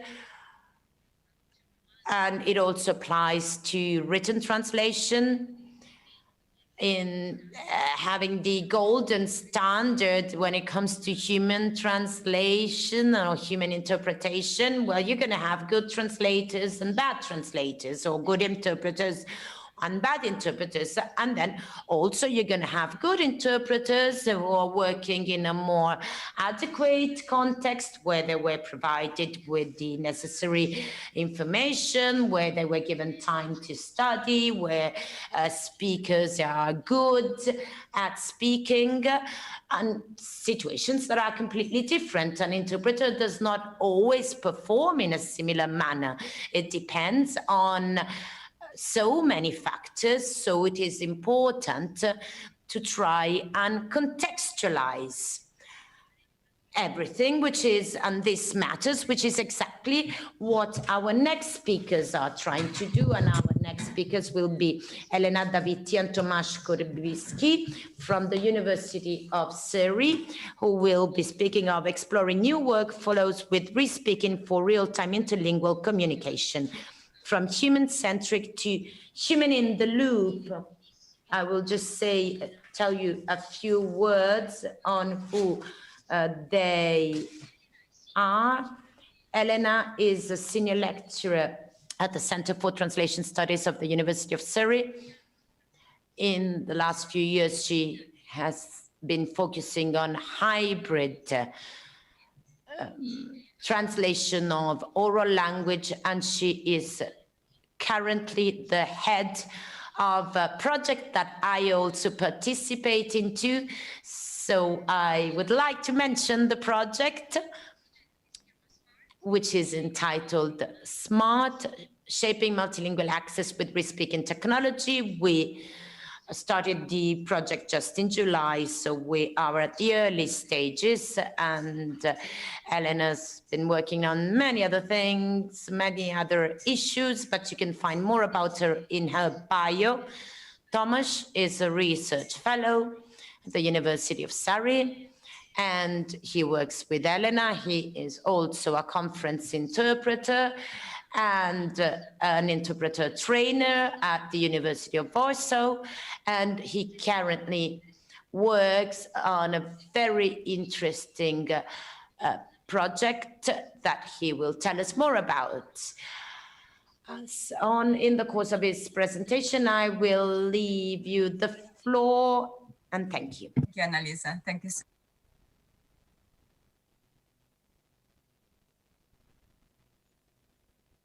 An introduction, you've already said it all about us. I'm Elena, and together with Tomek, we are based at the Center for Translation Studies at Surrey. We are very grateful to you, Annalisa, to Katja, to all the organizers of this wonderful and extremely timely workshop for having us today. And also grateful to the audience that is still connected. I can see still over 200 people for staying until the very last presentation. Well done. We hope you enjoy that. So just to say a little bit about our research at CTS, we focus on human-centric approaches to technology use for real-time spoken multilingual communication. And what we promote, so that you see where we're standing, is research that enables a responsible and smart integration of human and machine for multilingual communication. So, as Annalisa said, one of the main strands of our current research activity is exploring different methods and workflows for real-time speech-to-text across languages. And in particular, we focus on workflows that revolve around re-speaking. We heard about it this morning as a method for real-time speech-to-text that is based on this interaction between human re-speaker and speech recognition software, so the machine. Now, to set the background a little bit for our projects, so real-time interlingual speech-to-text via speech recognition is kind of a very neutral umbrella term that we use to encompass a variety of different technology-enabled or hybrid methods and workflows that provide what is ultimately the same product. And the same product that we're looking at is live text in the form of captions or subtitles or a live transcript in another language, which clearly involves an element of translation and has the potential to broaden the notion of accessibility by reaching a wider audience across sensory, linguistic, and cognitive boundaries. And this concept has cropped up a few times today. So as we said, there are nevertheless different ways, different methods to achieve the same output. And these are often implemented, we've seen it in the industry as local or ad hoc solutions to meet some contingent needs. So we do believe that there is no one-size-fits-all solution, but we do also believe that there is a need for more evidence-based research to compare the fitness for purpose of different methods in different contexts and for different end users. So this is our starting point. A common denominator across all these different methods, if you want, is the varying degree of human-machine interaction, which is why we believe different methods and workflows to achieve this product can be systematized along a continuum from more human-centric to more human-in-the-loop to fully automated ones. And this depends on the degree, if you want, of human lead in the process. So now the project SMART that Annalisa mentioned investigates a purely human-centric technique, which is interlingual respeaking, and I will introduce it shortly, where the balance of the human and machine interaction is shifted, if you want, towards the human, whose input drives the translational and diamesic shift and determines how the speech recognition software is used to achieve the product desired. There are also, though, mixed methods techniques that are possible. And there is lots of anecdotal evidence of these kind of mixed method, for instance, being used in real life events where simultaneous interpreting provides translational transfer. And then it's combined with intralingual respeaking to provide the live text product. On the other end of the spectrum, then we have fully automated solutions that combine speaker-independent ASR and MT with potentially very little or no human involvement. So in this case, the process is machine-driven, with human input being used to post-edit different stages of machine output. And while a completely machine-driven scenario is currently unrealistic, as we have also heard this morning, it raises, from a research perspective, very timely questions about the role of human input in increasingly technologized workflows. And then there's the very interesting sort of gray or yellow, in this case, area in between of semi-automated solutions with intralingual respeaking combined with machine translation, where the key is investigating the effectiveness of human input in this process. And this is the subject of MATRIC, that is about combining intralingual respeaking and MT, and will be the focus of Tomek's presentation, part of the presentation. There's more. There's also simultaneous interpreting potentially being combined with ASR.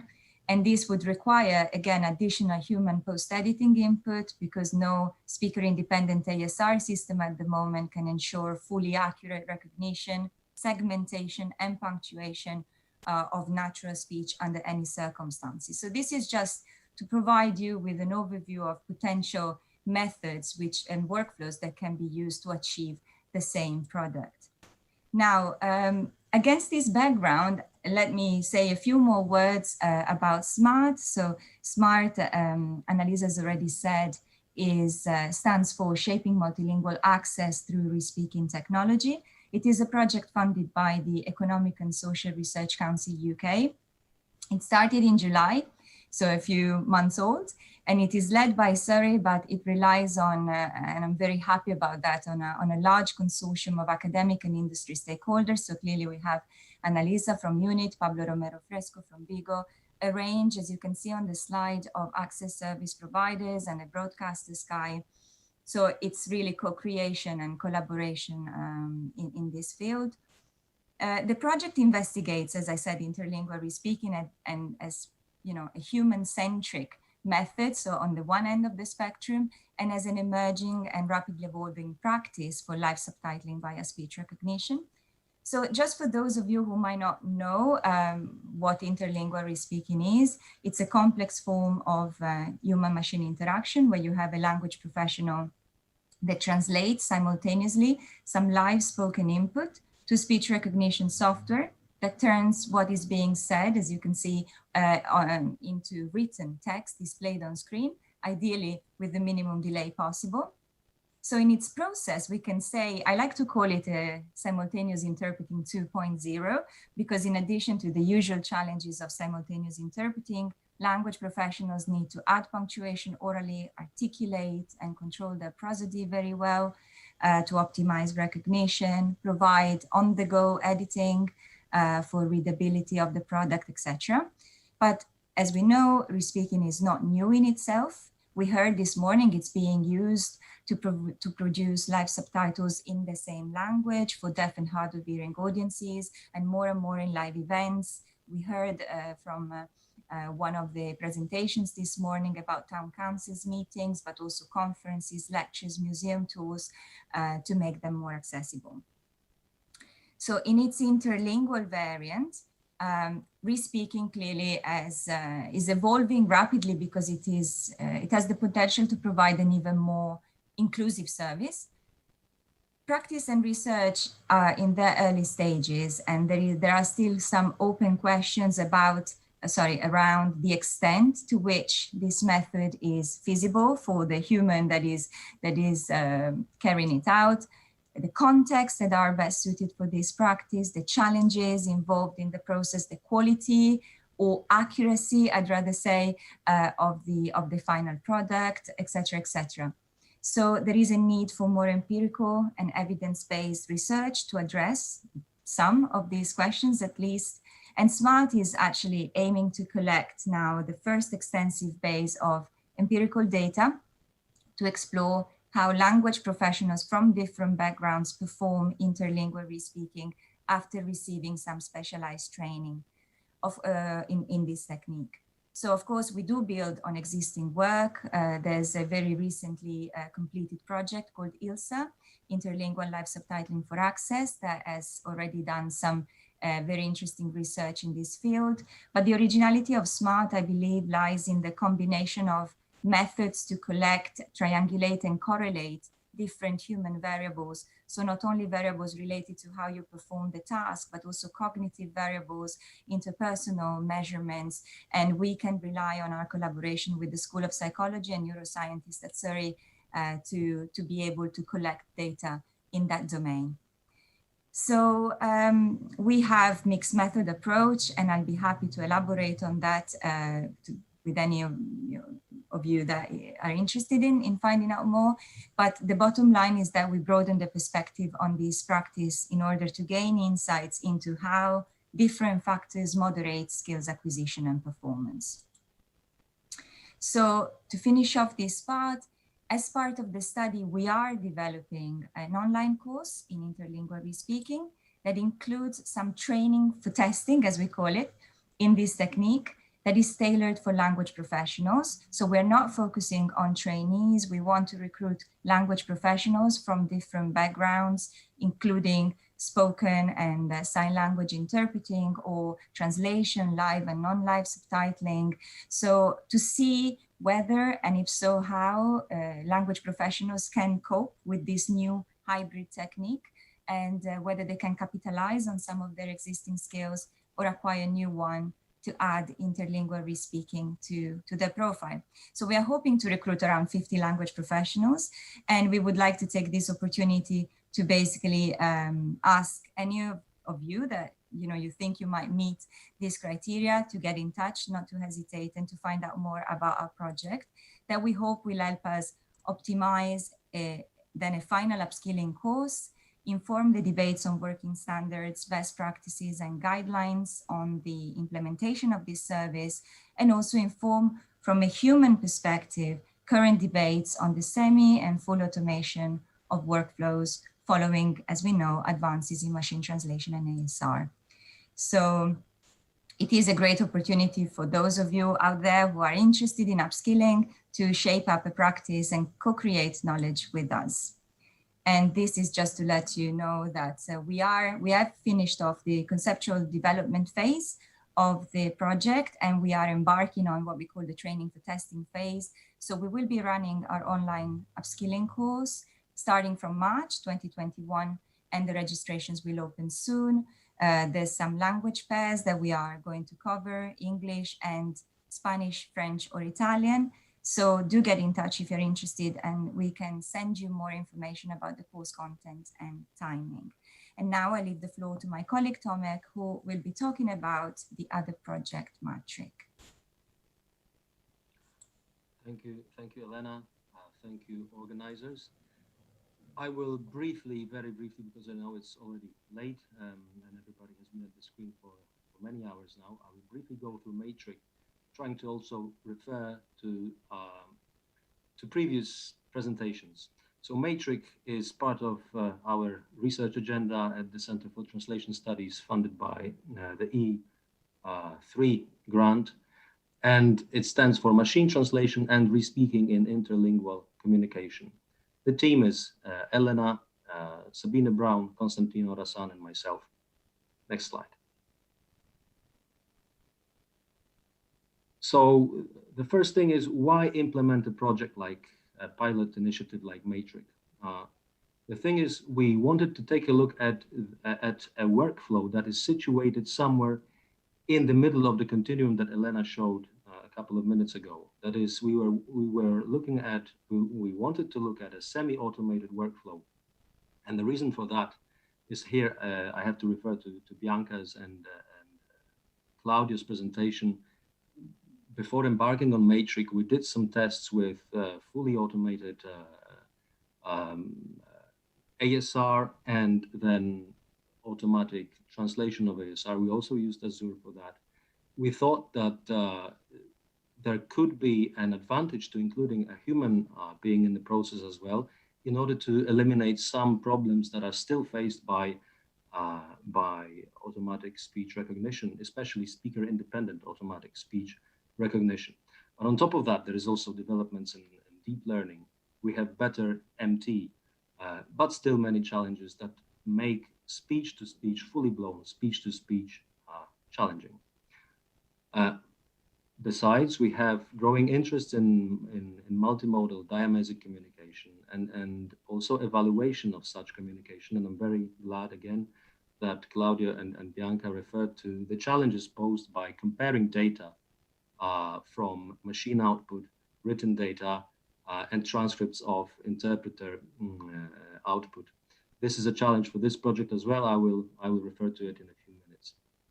So we asked ourselves the question, if respeaking, if human respeaking can be a means to improve ASR output in order to improve machine translation in a real life setting, when you produce real life captions, let's say, for a real life scenario. And this workflow is already implemented by the industry, or has been tested by some actors in the industry. We know there is anecdotal evidence of this being used in conferences by companies that provide respeaking services and accessibility services, but we don't have any structured research around this workflow. And we don't have data or a rigorous approach to comparing sets of data. So there is a clear need for quality assessment, developing methods for quality assessments and comparing across modes. Next slide.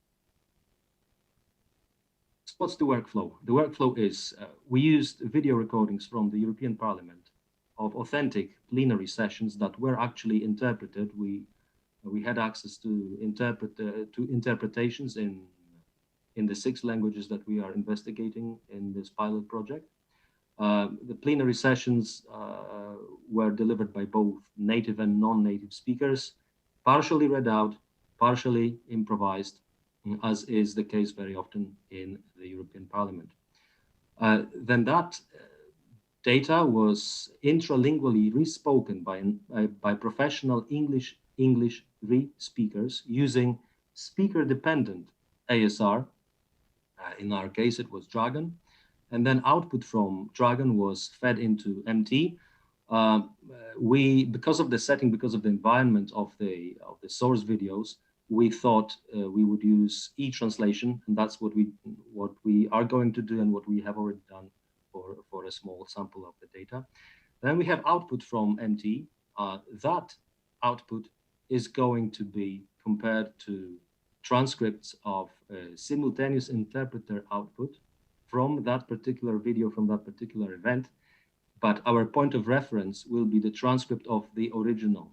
So we transcribe the originals as well, and both the MT output and transcripts of actual simultaneous interpreter output will be compared to transcripts of source speech. Next slide, please. So obviously there are these methodological challenges, and Bianca and Claudio mentioned them. So I'll very briefly go through this slide. It is really that some time ago people would react saying, oh, you cannot really compare because this is spoken data and this is written data. But we live in a reality of hybridity. Annalisa mentioned it, many other speakers mentioned it earlier today.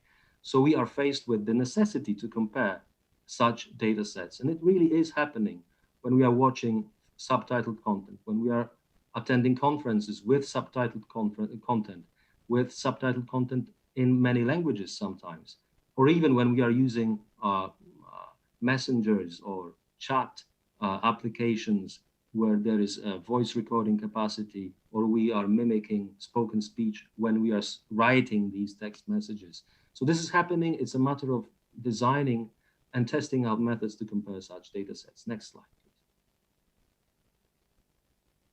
How exactly did we address the challenge? Well, first of all, we thought it would be good to have a really interdisciplinary team.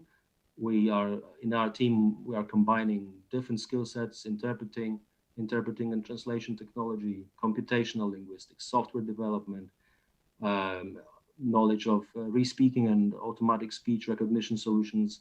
So this helps us to gain a broader perspective on the problem and maybe develop a better method. We discussed the challenges. We discussed them in detail, thinking about issues such as segment alignment between the transcript of the original and segments in MT output and segments in interpreter output. We designed a decision tree for evaluation purposes, and we were also quite meticulous about briefing our informants, briefing our re-speakers before embarking on the task to create a level playing field between them and the interpreters.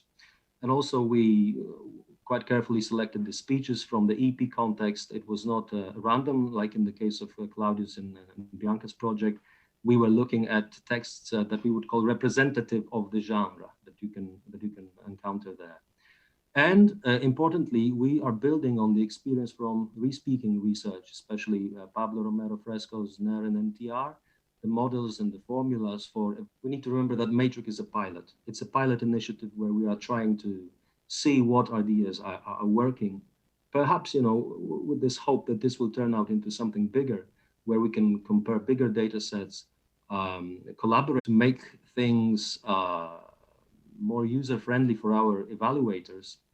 We have developed an interface which will be finalized very soon. We have the beta version already, and it starts with answering this initial check question that I quoted on the previous slide.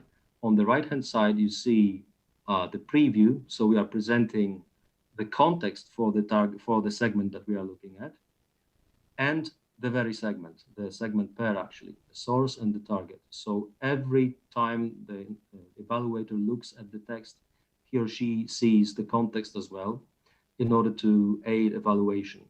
Then if the answer to the first question, which is there anything wrong in the target message, if that answer is positive, that triggers further questions, which are answered in two ways. One is assigning a numerical value for the answer, which corresponds to the gravity of the error. For that, we have specific guidelines for the evaluators, for them to be able to decide clearly what the gravity level is. We have 3 levels, 1, 2, and 3. These are the numerical values. But apart from that, we are interested in the very fragment, so they can copy and paste the fragment that they think is problematic. And this will aid our further analyses. Apart from that, at the bottom, there is a video. For reference, you don't only have the preview, but also the video of the original speech.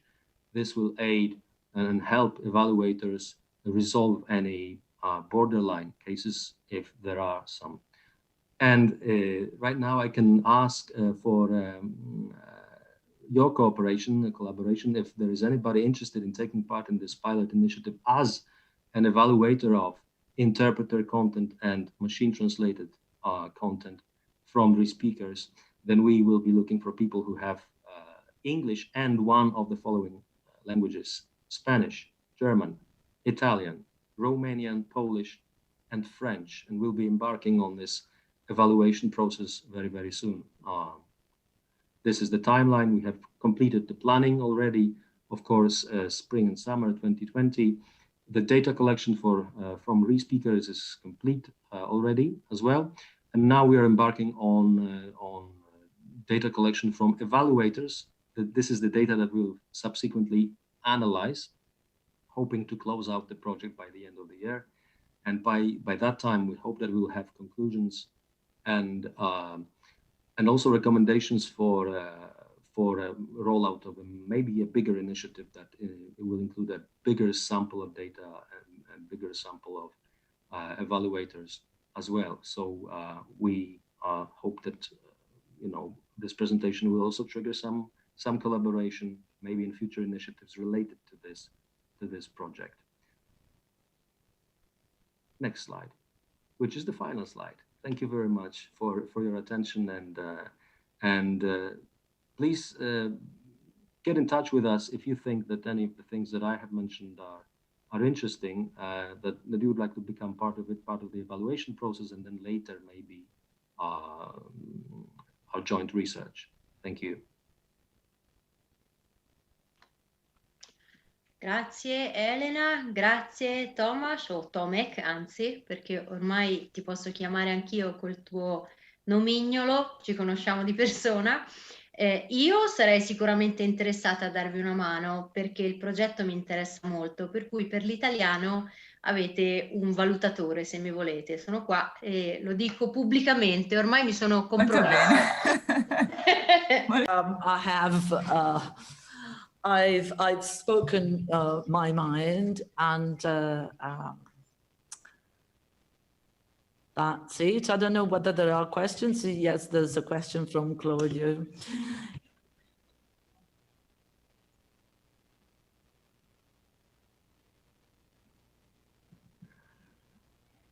Well, I actually don't know whether Claudio refers to SMART or to MATRIC. Yeah, well, like I said during the presentation, it's based on Pablo Romero Fresco's NER and NTR, which are evaluation models and formulas for evaluating the quality of re-speaking output. And that's based on defining categories or evaluating errors which are in categories, which are categorized. The main categories of errors are omissions, additions, and substitutions. But on top of that, we have in our framework, we have that initial check, which enables us to decide, or the evaluator to decide, whether there is anything to comment on. And apart from that, we have the additional question, which refers to any other problems. 3 areas in the any other problem question, which is terminology, style, and register. This is the thing that we add to each, this is the question that we add to each case, which is a segment, in order to find out whether there are maybe additional areas of interest in terms of errors, not just substitutions, not just omissions, not just additions, because sometimes you will have, especially when you compare machine translated content and content delivered by humans, you will have plenty of stylistic issues, terminology as well to a large extent. That is something that that we want to track as well using this approach. So if you want to call it, if we're talking about hybridity today, I would call it a hybrid method developed partially by ourselves, but based on a model that has been already tested in the world of re-speaking. I hope this answers your question.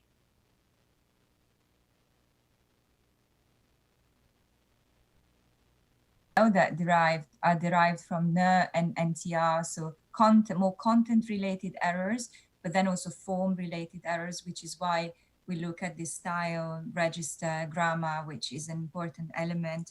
And then, I mean, the models, the NER and the NTR are error-based, so they're kind of based on penalties, provide deducting points based on errors. That's the way the model works. It has also set an industry standards, but there is the possibility to also account for positive changes or effective additions. So changes that we know are, maybe in the case of interpreters or re-speakers in our case, implemented. So it's not only negative in the sense of penalty based, but there's also the opportunity to recognize effective additions or positive changes and arrive at the final score that I know is always problematic, but somehow it's quite nuanced, at least in the approach, and we take into account both. I just wanted to add this point. Sì, e forse possiamo anche aggiungere che we might add that Elena and I have recently published, actually last December, on the Journal of Digital Translation, an article describing the pilot phase of SNART before the rollout of the project. We ran a smaller scale one based on UNINT, Surrey and Roehampton's students, where the methodology is somehow described extensively, mentioning or the triangulation of data and all the other things that we plan to do. It's a set of complex applications, and maybe reading an article makes your life easier when it comes to digesting all the concept. And then again, I have yet another conflict of interest. I've recently published in Intralinea an article where the simultaneous interpretation service and interlingual via re-speaking, subtitling of the same event were compared. So we were actually taking the same event, we tried to compare two human activities. Re-speaking is actually technology supported when applied to the same set of speeches. As Claudio had to say, we always had to keep our feet on the ground. We don't have to think that conclusions on a set of data aren't necessarily true for all the other context. I mean, I really didn't want to sort of boost about what I'm doing, but just to say that there's a lot going on in this field, and not only us, but also Pablo Romero Fresco and many other colleagues who are very engaged in this field. I see no further question, and so I'd like to give the floor to Katia, who might want to summarize maybe and to close the session. Ha una domanda. I wanted to answer a question that was raised in the chat by a participant and asking if there will be a certificate of attendance for this workshop. Unfortunately, the answer is no, for a number of reasons.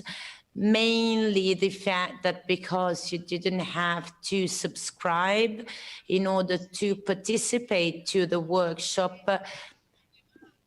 where in that case we would have also asked you if we were allowed to use your personal data, and now because we didn't ask you for such an authorization, we cannot send you emails. The data management would be too complicated. Also, we do not have a way to verify who has been following the entire workshop and who has not. So I hope you will understand, but we decided that we wanted to make the workshop available to anyone who wanted in any minute to join in. But because of that, we cannot issue certificates of attendance. And at this point, I only would like to warmly thank all those who have contributed to the organization of this workshop. Annalisa and I were the main organizers, but many others have worked behind the scenes and have helped us both on the UNINT side and on the DGT side. So thank you all. I would also ask our technicians if they can please share the questionnaire. There it is, you can see it, and it's a very simple one. I would ask you to be so kind and fill it in. Allow me also to thank the technicians and to thank the interpreters. The subject matter was not easy, so thanks to the interpreters. Thanks so much to all the speakers. Thank you for sharing your studies and projects with us. It was extremely interesting, and on the basis of the number of people who have been attending the workshop until the very end, I would say that also our audience was extremely interested. And so thanks also to our audience. We did not expect to have such a massive participation. We're very pleased. This is my last Translating Europe workshop because I am about to change position. I am very glad to conclude my experience with this extremely stimulating experience. And Katia, we wish you the best for the rest of your career. But as a UNINT, we hope that we can continue organizing Translating Europe workshops, possibly also with your new colleague who seems to be eager to continue working. And I also would like to take the opportunity to thank all the speakers for their patience, for sending their presentations in advance, and allow me also to thank the interpreters, the participants, and the technicians. I would say that the workshop from a technological point of view went smoothly. That is not surprising because it's what we hoped for, but it is heartwarming. Also, allow me to say that this was a very difficult year for all of us. We hope that the pandemic crisis can progressively resolve itself. But if there is one positive side to this very difficult situation, is that we are all familiarizing with technological tools that have existed for some time now, and which actually allow us to reach out to many people.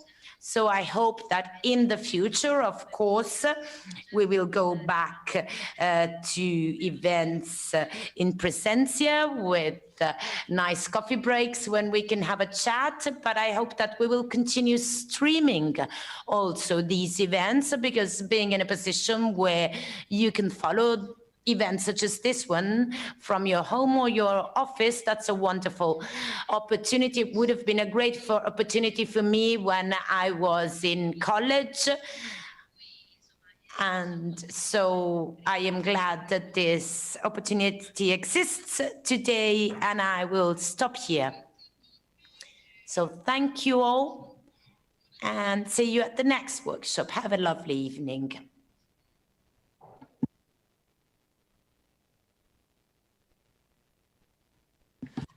Arrivederci a tutti.